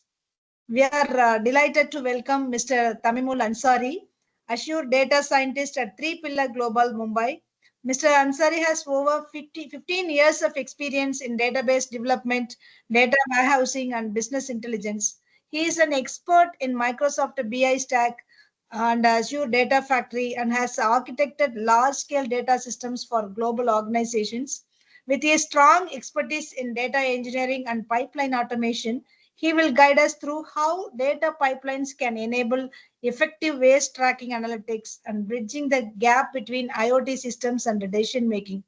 We warmly welcome you, Mr. Ansari, and look forward to your insightful talk today. Welcome you, Ansari. Thank you very much, ma'am, for the introduction, and very good evening, everyone here. And first and foremost, I would like to express my sincere thanks to the Department of Computer Science and Engineering at MITS, Madarapalli, for inviting me to speak in this esteemed ATAL online 6-day faculty development program. And I think this is the session 8. I'm very excited equally as you all. And I was actually attending the previous session. It was like very informative, and this will be like a connective session between your between the previous session to the current session, like how you are going to connect all of those IoT sensors data into your actionable insights. Okay, so having said that, little introduction about me. Over past 15 years, I've been working in the data landscape with the SQL and ETL. With the evolving data, with the modern scalable data architecture, um, it's a tremendous improvements from the different cloud services that we got. And one of the most fulfilling project I would like to share here is it's a lead intake management system from the New York City government. It's a government funded project focused on leveraging a data for a public impact. So it taught me a real world importance of building data systems that are not just efficient but also sustainable and very insightful. Okay, so today I'll be speaking on a topic that sits at the intersection of the data engineering as well as the environmental impact. So in the next 90 minutes, we'll explore how to design and implement the data pipeline that can help track, manage, and analyze the waste data. So let's get started. So let me quickly share my screen.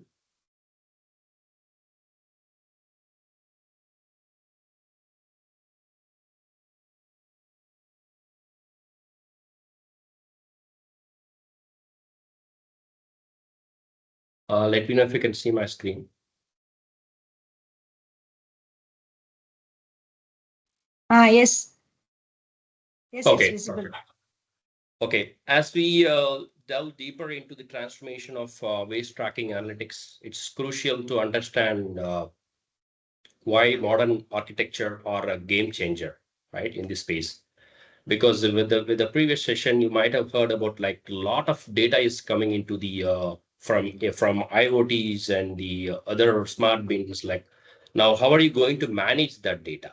Like it's such a huge data that's going to come in, and how are you going to manage the data, and how are you going to take actionable insights with your data? So that's all I'm going to cover. I'm not going to bore you a lot with these slides. I'll just be speaking more of with my experience and the like how this can be achieved. So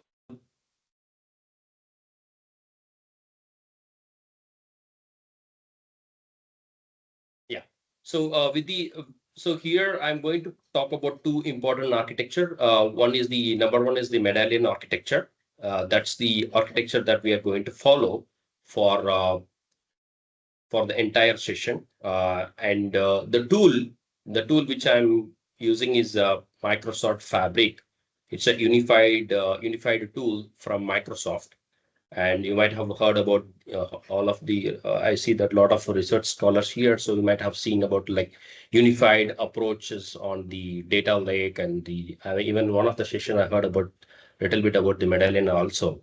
So a little bit I'll talk about the medallion architecture, like what is the medallion architecture is and how it is helping us to achieve any of the data that's coming into our hubs. Okay, so managing a very diversified data source is a fundamental here. Like for waste tracking, it doesn't rely on just one type of data. It integrate information from like IoT sensor and capture your real-time environmental conditions and the transactional records, like all the and then the waste processing events, images. There are a lot of logs as well. For example, if you're riding a vehicle, so you will get the tracking of the latitude, longitude, where this vehicle is moving up, and then the lot of log data, especially like what is the log of that particular device, what is the battery status, all of that. And even you will get unstructured data like notes, or sometimes the reports. Um, and then this all cohesively allow for the comprehensive and the accurate picture of the waste flows and the patterns. So next I'll be talking about the traditional, if you look up the traditional data warehouse, it often hit the roadblocks when scaling or adapting to your new data types.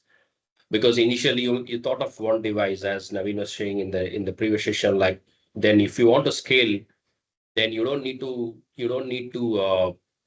if you use your traditional data warehouse, you will not be able to completely scale and there will be a lot of roadblocks, and I have worked on multiple projects that has different kind of roadblocks that we had on the performance side, and the velocities, and then the speed, and people are not getting their data on the right time. There are multiple challenges that comes into the picture.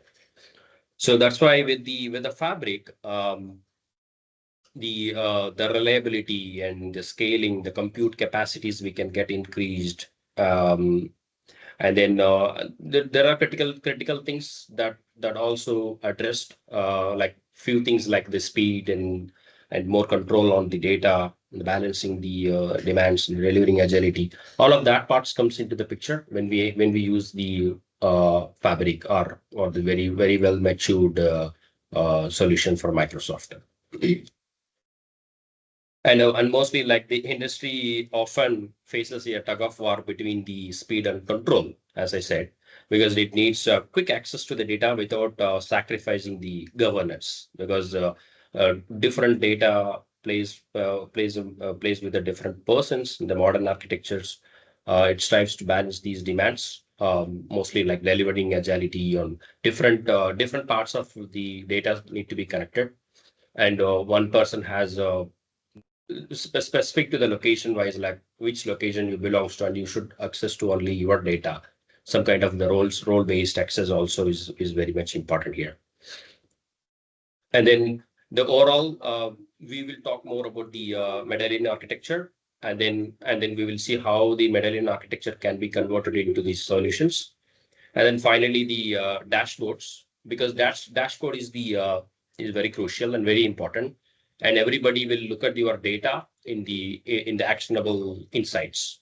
So I will also show some of the dashboards, that how it is useful, and how it is very critical, because without data you cannot speak anything. So that's where the thing is.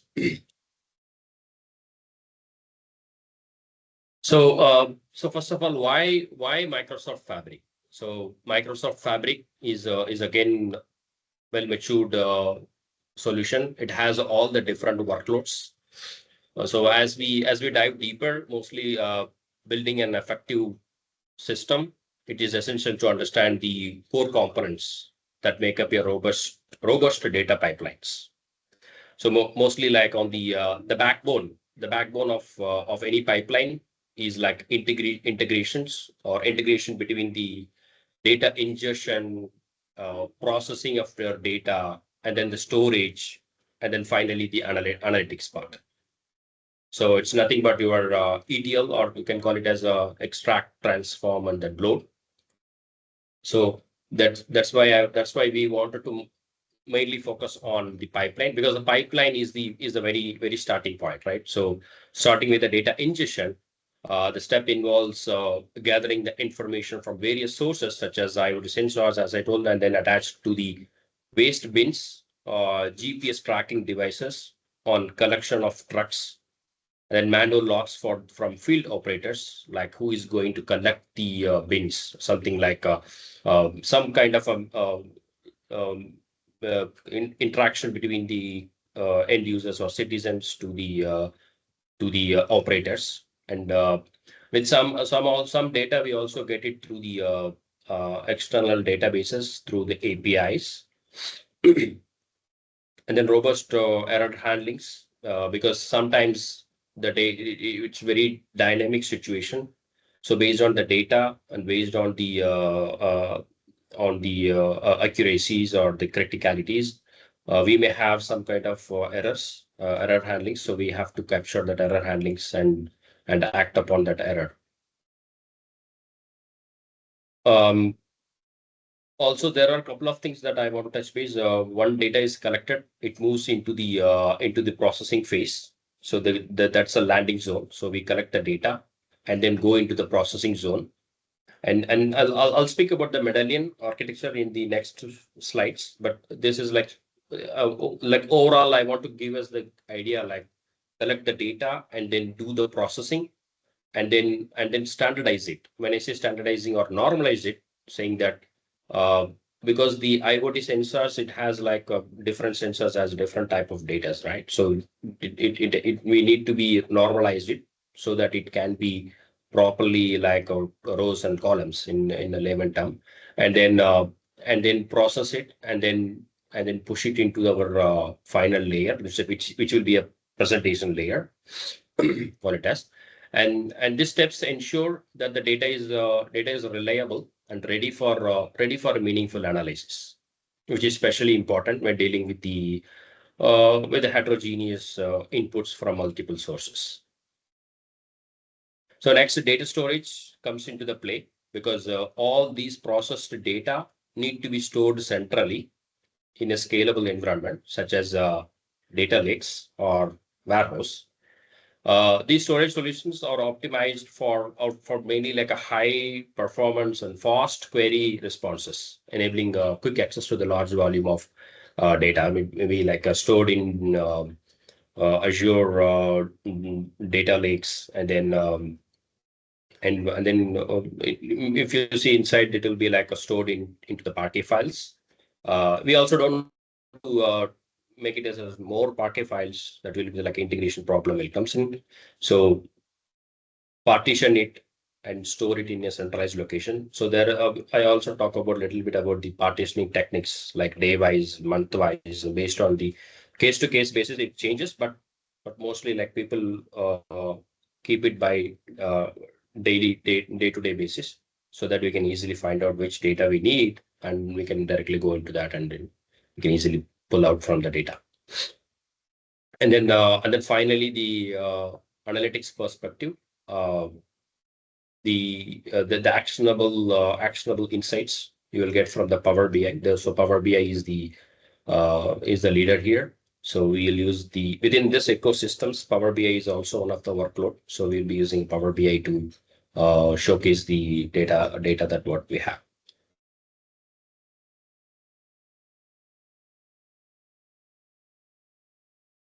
So this is what I was talking about. So data ingestion, then the processing, then the data storage, and then analytical and reporting.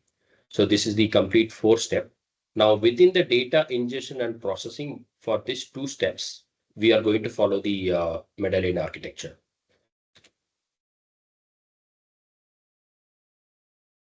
Yeah. So these are the different workloads available. If you look at closer, like you will see that the pipelines that is developed using the Fabric, we can use Gen 2, and then for within the Fabric, these are all the different workloads. We can have a data lake and lake house and the warehouse for more structured data. And then I did not add the Power BI here, because that comes into the later stage of the project. Like once you have well maintained, well normalized data, then of course it will be easy to design any analytical, any dashboards or any kind of things that you want to do.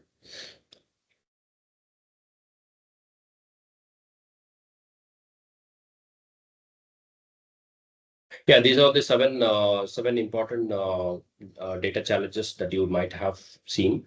Number one is it's identifying the waste data challenge. Like mostly, like you will have inconsistency in the data. Sometimes some IoTs did not give you the feed, like the data is not coming up from that device. So in that case, like somebody has to go into the premises and find out that latitude and longitude and go there, and then do the troubleshootings. So some data might not, we did not get some data, so that is a challenge always. And then mostly like with the help of some caches, like we inbuilt in the Fabric, we can integrate that component, and then keep the data into it within your Fabric itself. And also it's important to typical issues that we face with the waste data, thinking like one of the delays in data availability, and mostly the difficulties scaling as a data volume grows.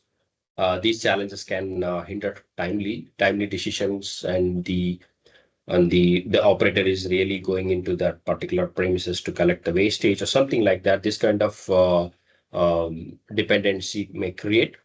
So we need to be a little bit cautious on this, and then do the error handling, and then find out like what best works. And also the by leveraging these tools, we create a seamless flow from raw data ingestion through defined analytics dashboards.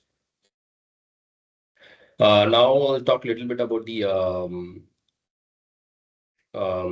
the fabric, the four components of the fabric. One is the fabric is unified storage, like all of your data are well formatted in this place.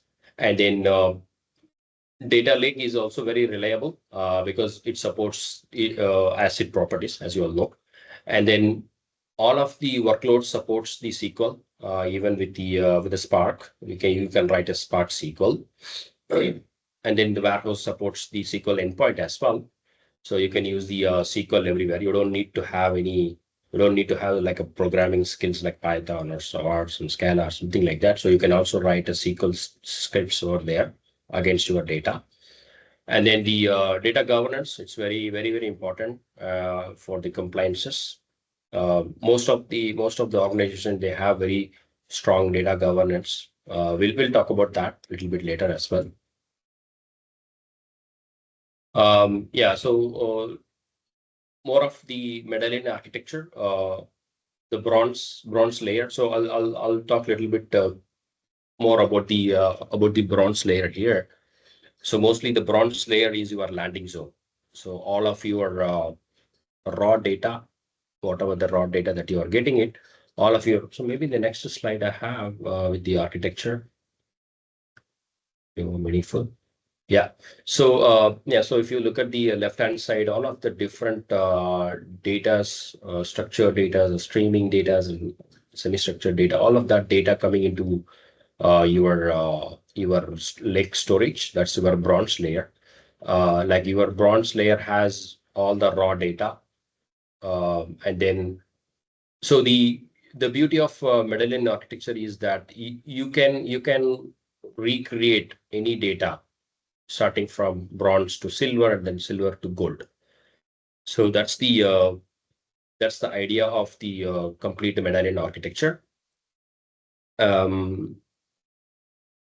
Also with the bronze, you can partition it through the days, like which date you want. You can easily go and recreate that data again, which is the store in data lake, bronze layer. And here, this is the data factory. So this is the pipeline that we will create to extract the data from different pipelines, or sorry, different sources, and then extract it, and then do some minimum transformations if required, like a hash keys mostly. Like if you don't have any change data capture, then you can create a hash key with the MD5 algorithm or something like that, and then transform it and then load it into your bronze layer. So that is like the first time will be a full load. After that, the incremental load. The incremental is nothing but your change, what the changes happen within the timeline, yesterday to today or something like that. Then that change data captured with the help of hash key comparison. So here in the bronze layer, all of your data is here with the raw data, with however you're getting it, the same raw data you're getting it here. And now from the bronze layer to silver layer, you will be it will be a little bit curated data. So you do all the data massaging, data cleansing, then apply some merge statements. If there is any update happen, take the latest data, and then if there is data is not there, just insert it. And if the data is not matching to the source, then delete it. So complete insert operations will happen here to make sure that it's well normalized to use it in the next important layer, which is a gold layer. So all of the transaction, the time travel, all that kind of data cleaning and data messaging, as I said, and all of that will be in the silver layer. and it will have a complete data in well organized in the column level and the row level. And then finally we push it into the goal layer. In goal layer, it will be well normalized with the star schema under the snowflake schema, whichever you require. And this goal layer is the backbone for all of your visuals and all of your uh, data that you are going to present it to your other subordinates. So all of that is the backbone is the goal layer. So having said that, the goal layer, which is where is which is like a highest or very cleaned data, I would say, and which will have all the indexings and the cachings and the partitions is also recommended at this point of time, because now we are in a very last stage of this architecture. Because like all of your models, all of your Power BI semantic models, all of that will be talking to your goal layer only. So that goal layer need to be a highly performable, and then the maximum accessible, and the performance for end users and the applications, and it also ensure that most valuable insights are readily available. I mean, when I say insights, it's something like aggregations, like the average timeout, all of that should be readily available here. So do the calculations and then create materialized views here, um, so that it will be mostly available. And then finally building a stakeholder confidence and creating the presentations like on the dashboards, and the actionable takeaways helps aligns. This helps the business, and they understand the performance of each and every departments. Where are we lacking? How are we going to improve? All of that will be done it in the Power BI itself.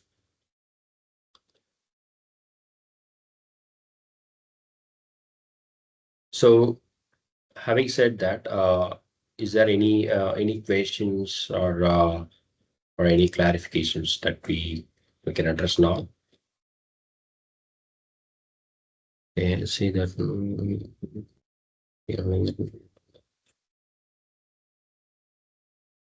Yeah, right, Rajesh. Yeah.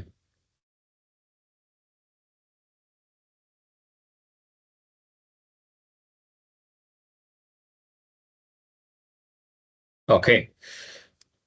Well, let's move on to the next one. So there's a little bit of uh, like how the data will be. So in the mostly in the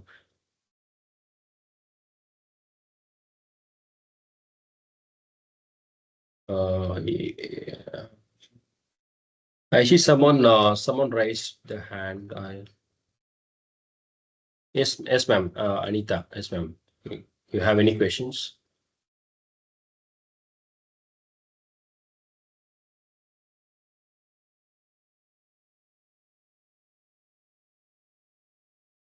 No.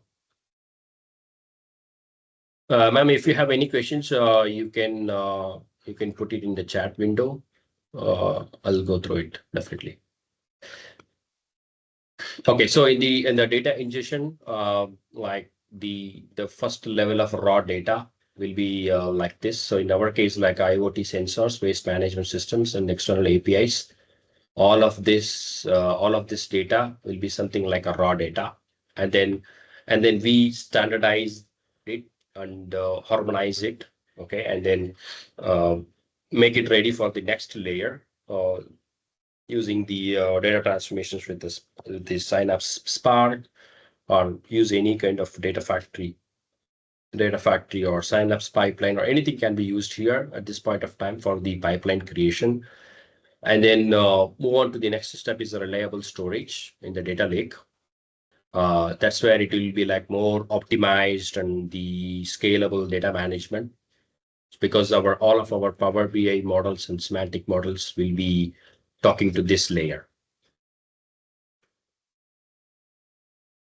Yeah, and mostly you can write SQL, because SQL endpoint is now available everywhere. Like you can write a SQL for all of your different selects. You can write all of your different select statements for the cleaning or data enrichment. All of that you can use your SQL scripts as well.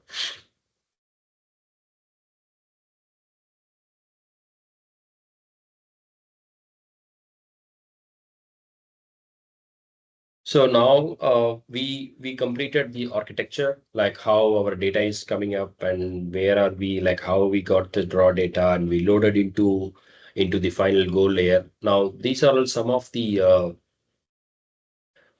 performance related things that we need to take care, because certainly if you scale up your system, you will have a major bottlenecks. Your queries are going to run for a longer time, and end user get mostly frustrated because the reports are not coming on right time. They will not be able to take a right decision on a right time. So so we need to be very careful at this stage, and every time you need to keep your statistics updated in your database. uh, all of your statistics need to be updated timely. When there is a huge insert or update statement or any kind of a crude operation is happening, then you have to keep your database tables updated with the statistics.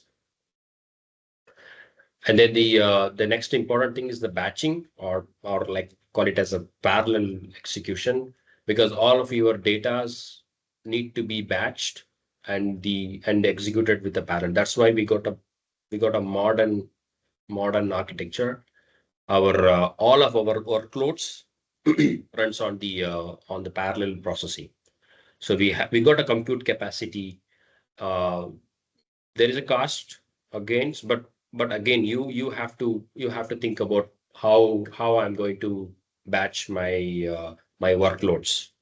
So because otherwise it will be if you're running it in a sequential, then it's going to take a longer time. So we need to be like batching a batch sheet and then do the parallelism there, and then load the data into our raw data, means bronze layer. So once it is in our bronze layer, I think then after that everything is in our control. No external system will be there. So the bronze layer will have all the data, raw data. From there, we can run our own pipelines to move data from one layer to another layer. And then the final one is a star schema. That's where all of your reports and analytics will be talking. So you need to keep your star schemas very optimized, I would say. And then the one-to-many relationship cardialities, and then wherever we require to end-to-end relationships, then probably you can use the Snowflake as well. And then as I said, the all of your files in the backend, it will be a Parquet files. So you need to merge all of your Parquet files into the single file, or per day, per sensor, one file, something like that. You can design it by your own. But the best is that merge all the small files into a bigger file so that it is easy to look, and based on the device, you can partition it, apply the partition logics. And then this all will be in the Delta Lake with the optimized vacuum and all of that different compact files and different commands are available. So make use of it. And then the metadata, most important thing, the on-demand metadata refresh, because your all of your workloads will be refreshed timely. We don't want to miss any unsync data, or the at least near real time data, I would say. And then finally, the very responsive and very interactive dashboard, so that you can run at least like last 1 week data, or based on the business 1 week data or 1 month data, whatever you require, you keep it in memory, and then do the responsive dashboards. So these are some key things that we always need to follow.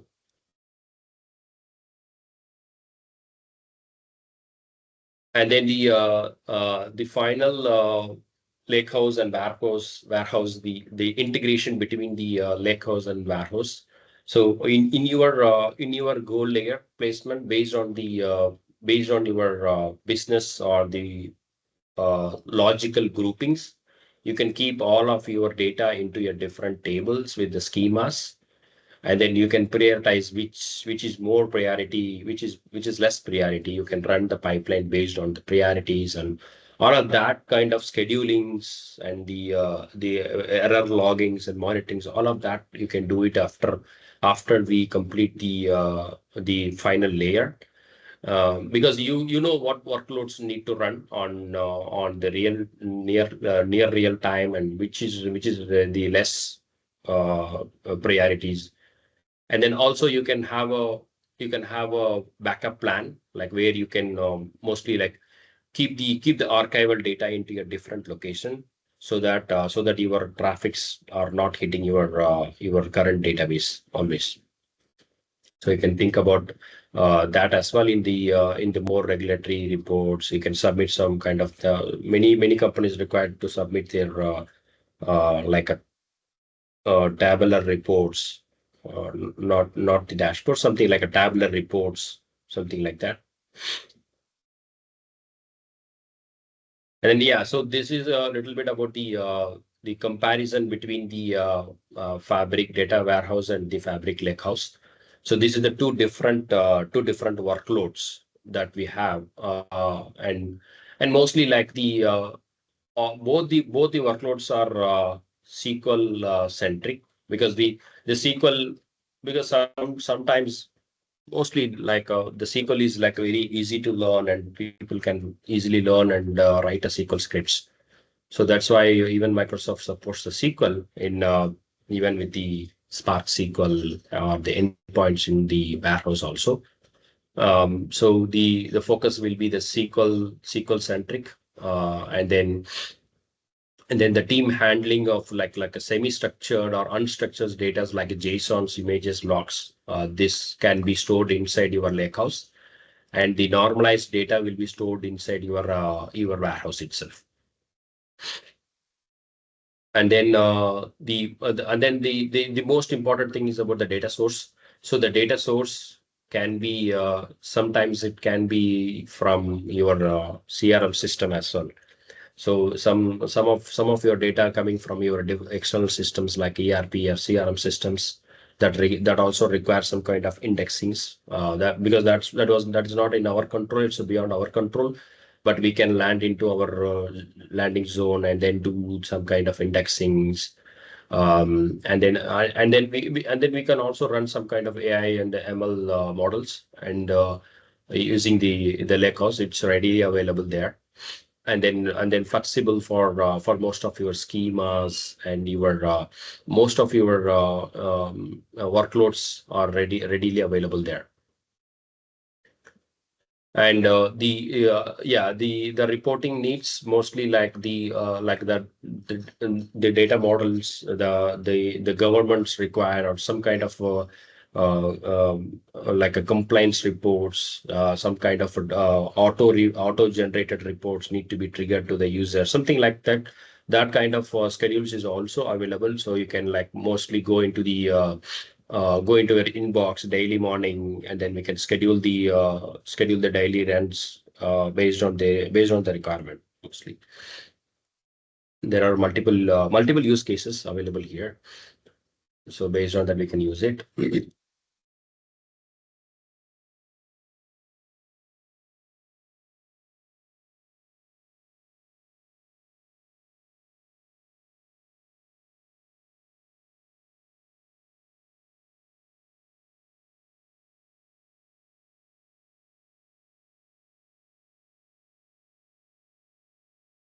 Yeah, so I'll talk about this slide a little bit, but we mostly covered it. But this is like mostly on the analytics side, how we are going to design our analytics now.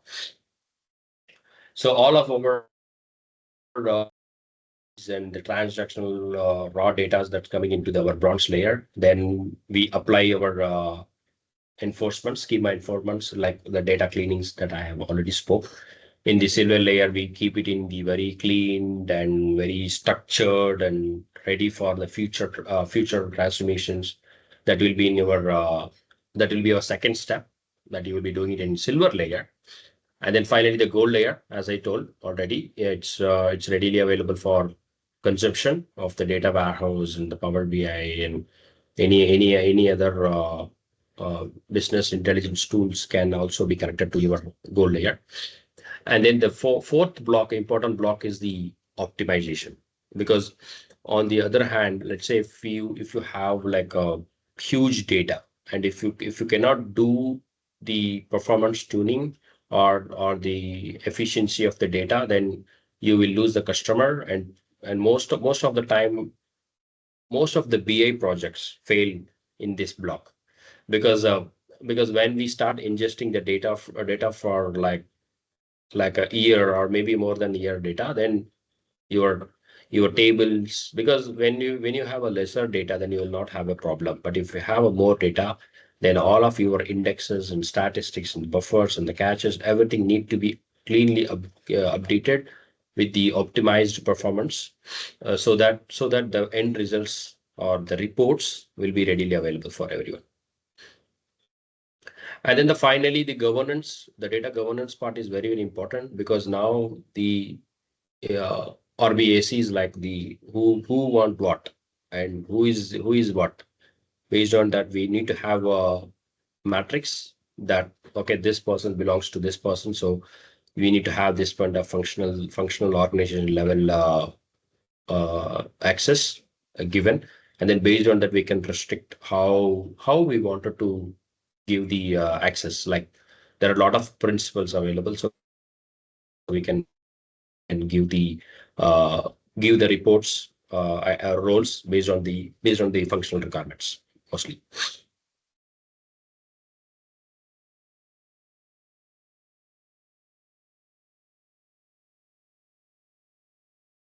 So yeah, this is again a little bit about the uh, the pipelines, that the data ingestions, like all of your real-time sensor data is coming into your event hubs. So where you consume for your bronze layer mostly, and then batch it based on the functionality. Like for example, all the waste bins will go into this pipeline and process that. And similarly, parallelly, you can also run the vehicle logs or the operator logs that can also run it in the parallel processing. And then, because sometimes what will happen is that most of the data that comes from API is not reliable. Some data get choked. They call it as like the API failures, or their Excel system got some issues. Then we did not get the data. In that case, like when we do the comparison in the analysis dashboards, like the comparison matrix get failed, we'll get some incorrect numbers, because all of the API we did not get, or maybe the pagination issues. There are multiple issues that may happen, so we need to think about that as well and do the error handling. And then also there are some kind of the process that we need to follow. If there is something happen to this particular APIs, then we have to do some kind of, like, do the sync between, like, every 10 minutes or maybe every 5 minutes. Take the latest data, only the incremental data, and then load it into our hubs, bronze layer, we call it as. And then, like, this is on the infra side, like these are some of the foundations, like while building the pipelines. So if there is some kind of investments, like on the infra level, like there are some, you can also think about the cost perspective. Like if you are using all of this workload, there will be a lot of cost behind this. So you need to be very, very, very, very careful, and then you have to design the system in such a way that use the complete workloads in the complete efficiencies. And there are some kind of classifications like workload classifications. For example, by default, it gives the small RC, large RC, or X large RCs. So all of these classifications you have to design it in based on your based on the data that we are getting it from the different source systems. That's very important on the cost perspective. And then your database need to be very optimized, keep the right indexes, not to create more indexes like all the theoretical things that you can follow, and then keep readily available for your dashboards to spin on that.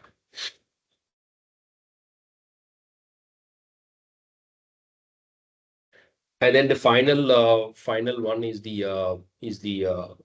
KPIs. So that's where we were working, right? So we were like getting all the data, like there are petabytes of data that comes from different IoTs, but nobody understands, right? Unless and otherwise you make a meaningful KPIs by using the tool we are using it, Power BI. So use a Power BI can we can create a semantic model, or also materialized view also you can create, and then all of your dashboards you can connect into your semantic model, and then design your KPIs. Okay, so total, for example, some metrics that I have got here, like total wastage generated.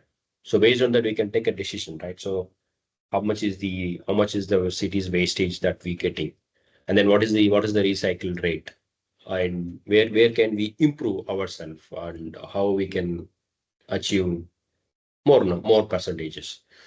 And then the contamination rate, something like what kind of segregations that we are getting it. And then what is the cost? What is the cost behind the disposal? Because when we collect it, so there is a cost behind each and everything. So what is the cost for the disposal? And what is the time? Like mostly on the time related things, there you can build a lot of KPIs for the time. For example, what is the what is the time duration that we reach to the bins when it is reaching to 90% of the capacity. So that kind of important times that we can calculate, and if the operator is not going there, or the vehicle is getting some breakdowns, what is the backup plan? So to design all of that, we need the actionable KPIs, actionable dashboards to measure that, measure ourselves and how we are doing it. What is the different performance that we can improve, and how we can compare it between one department to another department. And there are a lot of other key things or key decisions that we can take based on the dashboards, basically.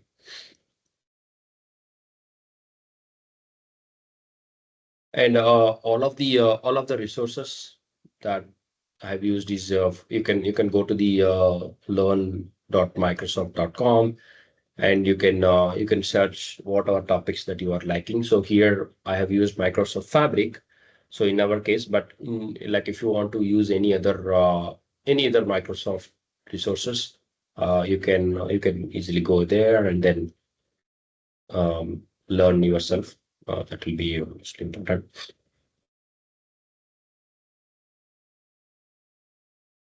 And then finally, I would like to say that we have done a lot of things now. So data is there, processed it, and then finally we show it in the dashboard. But without data, and you are just another person with an opinion, right? So because without the key datas and without the key matrices, like how can we talk to anybody? So that's why the dashboard is very important.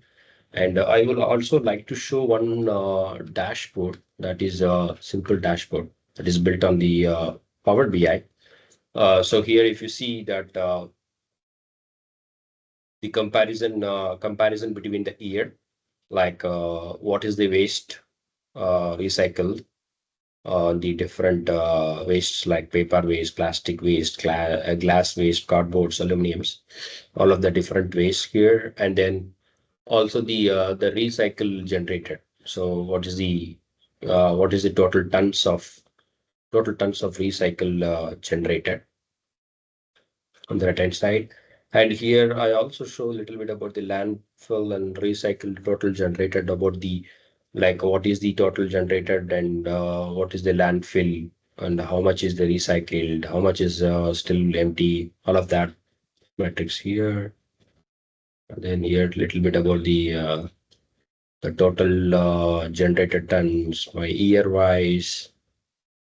And this is about the wastage, and this one little bit about the vehicle wise, like what is the think about this as our use case, like what is the total booking that we got and how much is that on time delivery, and if there is any delays, how much is the delay, also if there is something like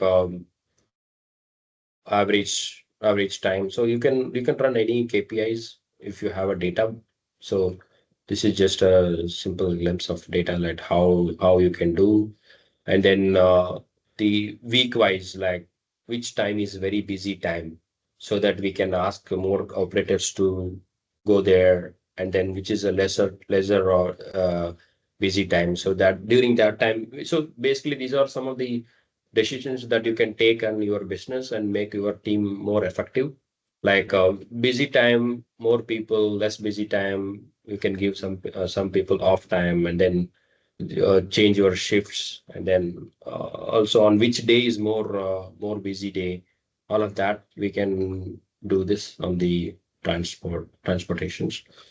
And then the on the route side, like from which route got more wastage, and which is a more delaying route, and who is the driver, and how much bookings we got, and what is the average order that we got.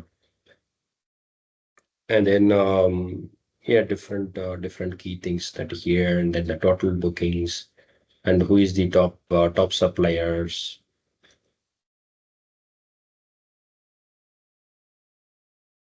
And then on the delay perspective, like what is the delay, and how much who is on time. So basically you can also look at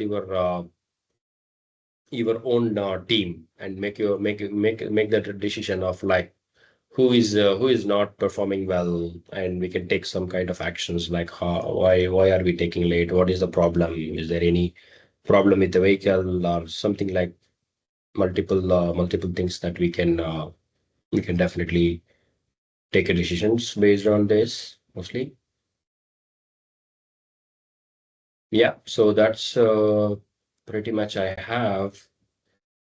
Mm, any questions or anything?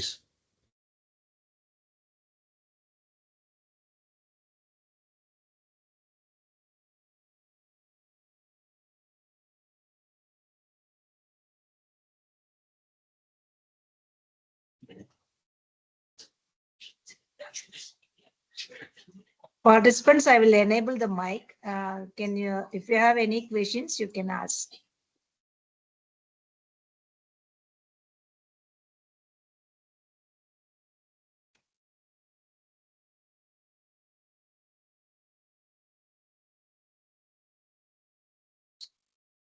If not, I will ask one thing, that is, just can you mention some of the research opportunities in data engineering for sustainable waste management, and also about and one more question also, that means how this data quality issues can be faced while building waste tracking pipelines on in common data quality issues and all you are facing. Yeah, that's a great question, ma'am. So actually, that's a very challenging as well, because sometimes what happens is that if you are we are always learn about the IoTs, right? So the sensor is like a most of the sensor, it's not accurately sending the data. So some data may be like some like for example the column level data that gets shifted from one place to another place. For example, I'm saying there might be multiple challenges that we may get, but to in order to do that, so we need to build the logics there in the transportation, like when you are getting the raw data and the bronze, from bronze to silver, when you do the ETL operation, that time you can build the logics there. Okay, now this is like mostly like say if you're doing any kind of web product or something, you can do the vibe code and do it in a day or two. But all the data related and data engineering projects, mostly like it has to be like incrementally we keep learning it and releasing a new things and build the logics and then capture the error handlings and then correct our models. There are a lot of things are there, but yeah, mostly we have to write a logic and and make the data very clean and neat for the next layer. Yeah.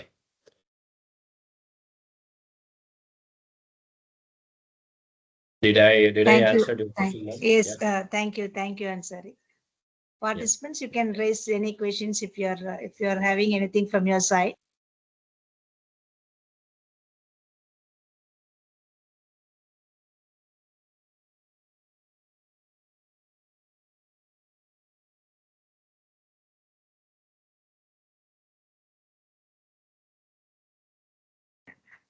If not, we can conclude the session. Is there any questions?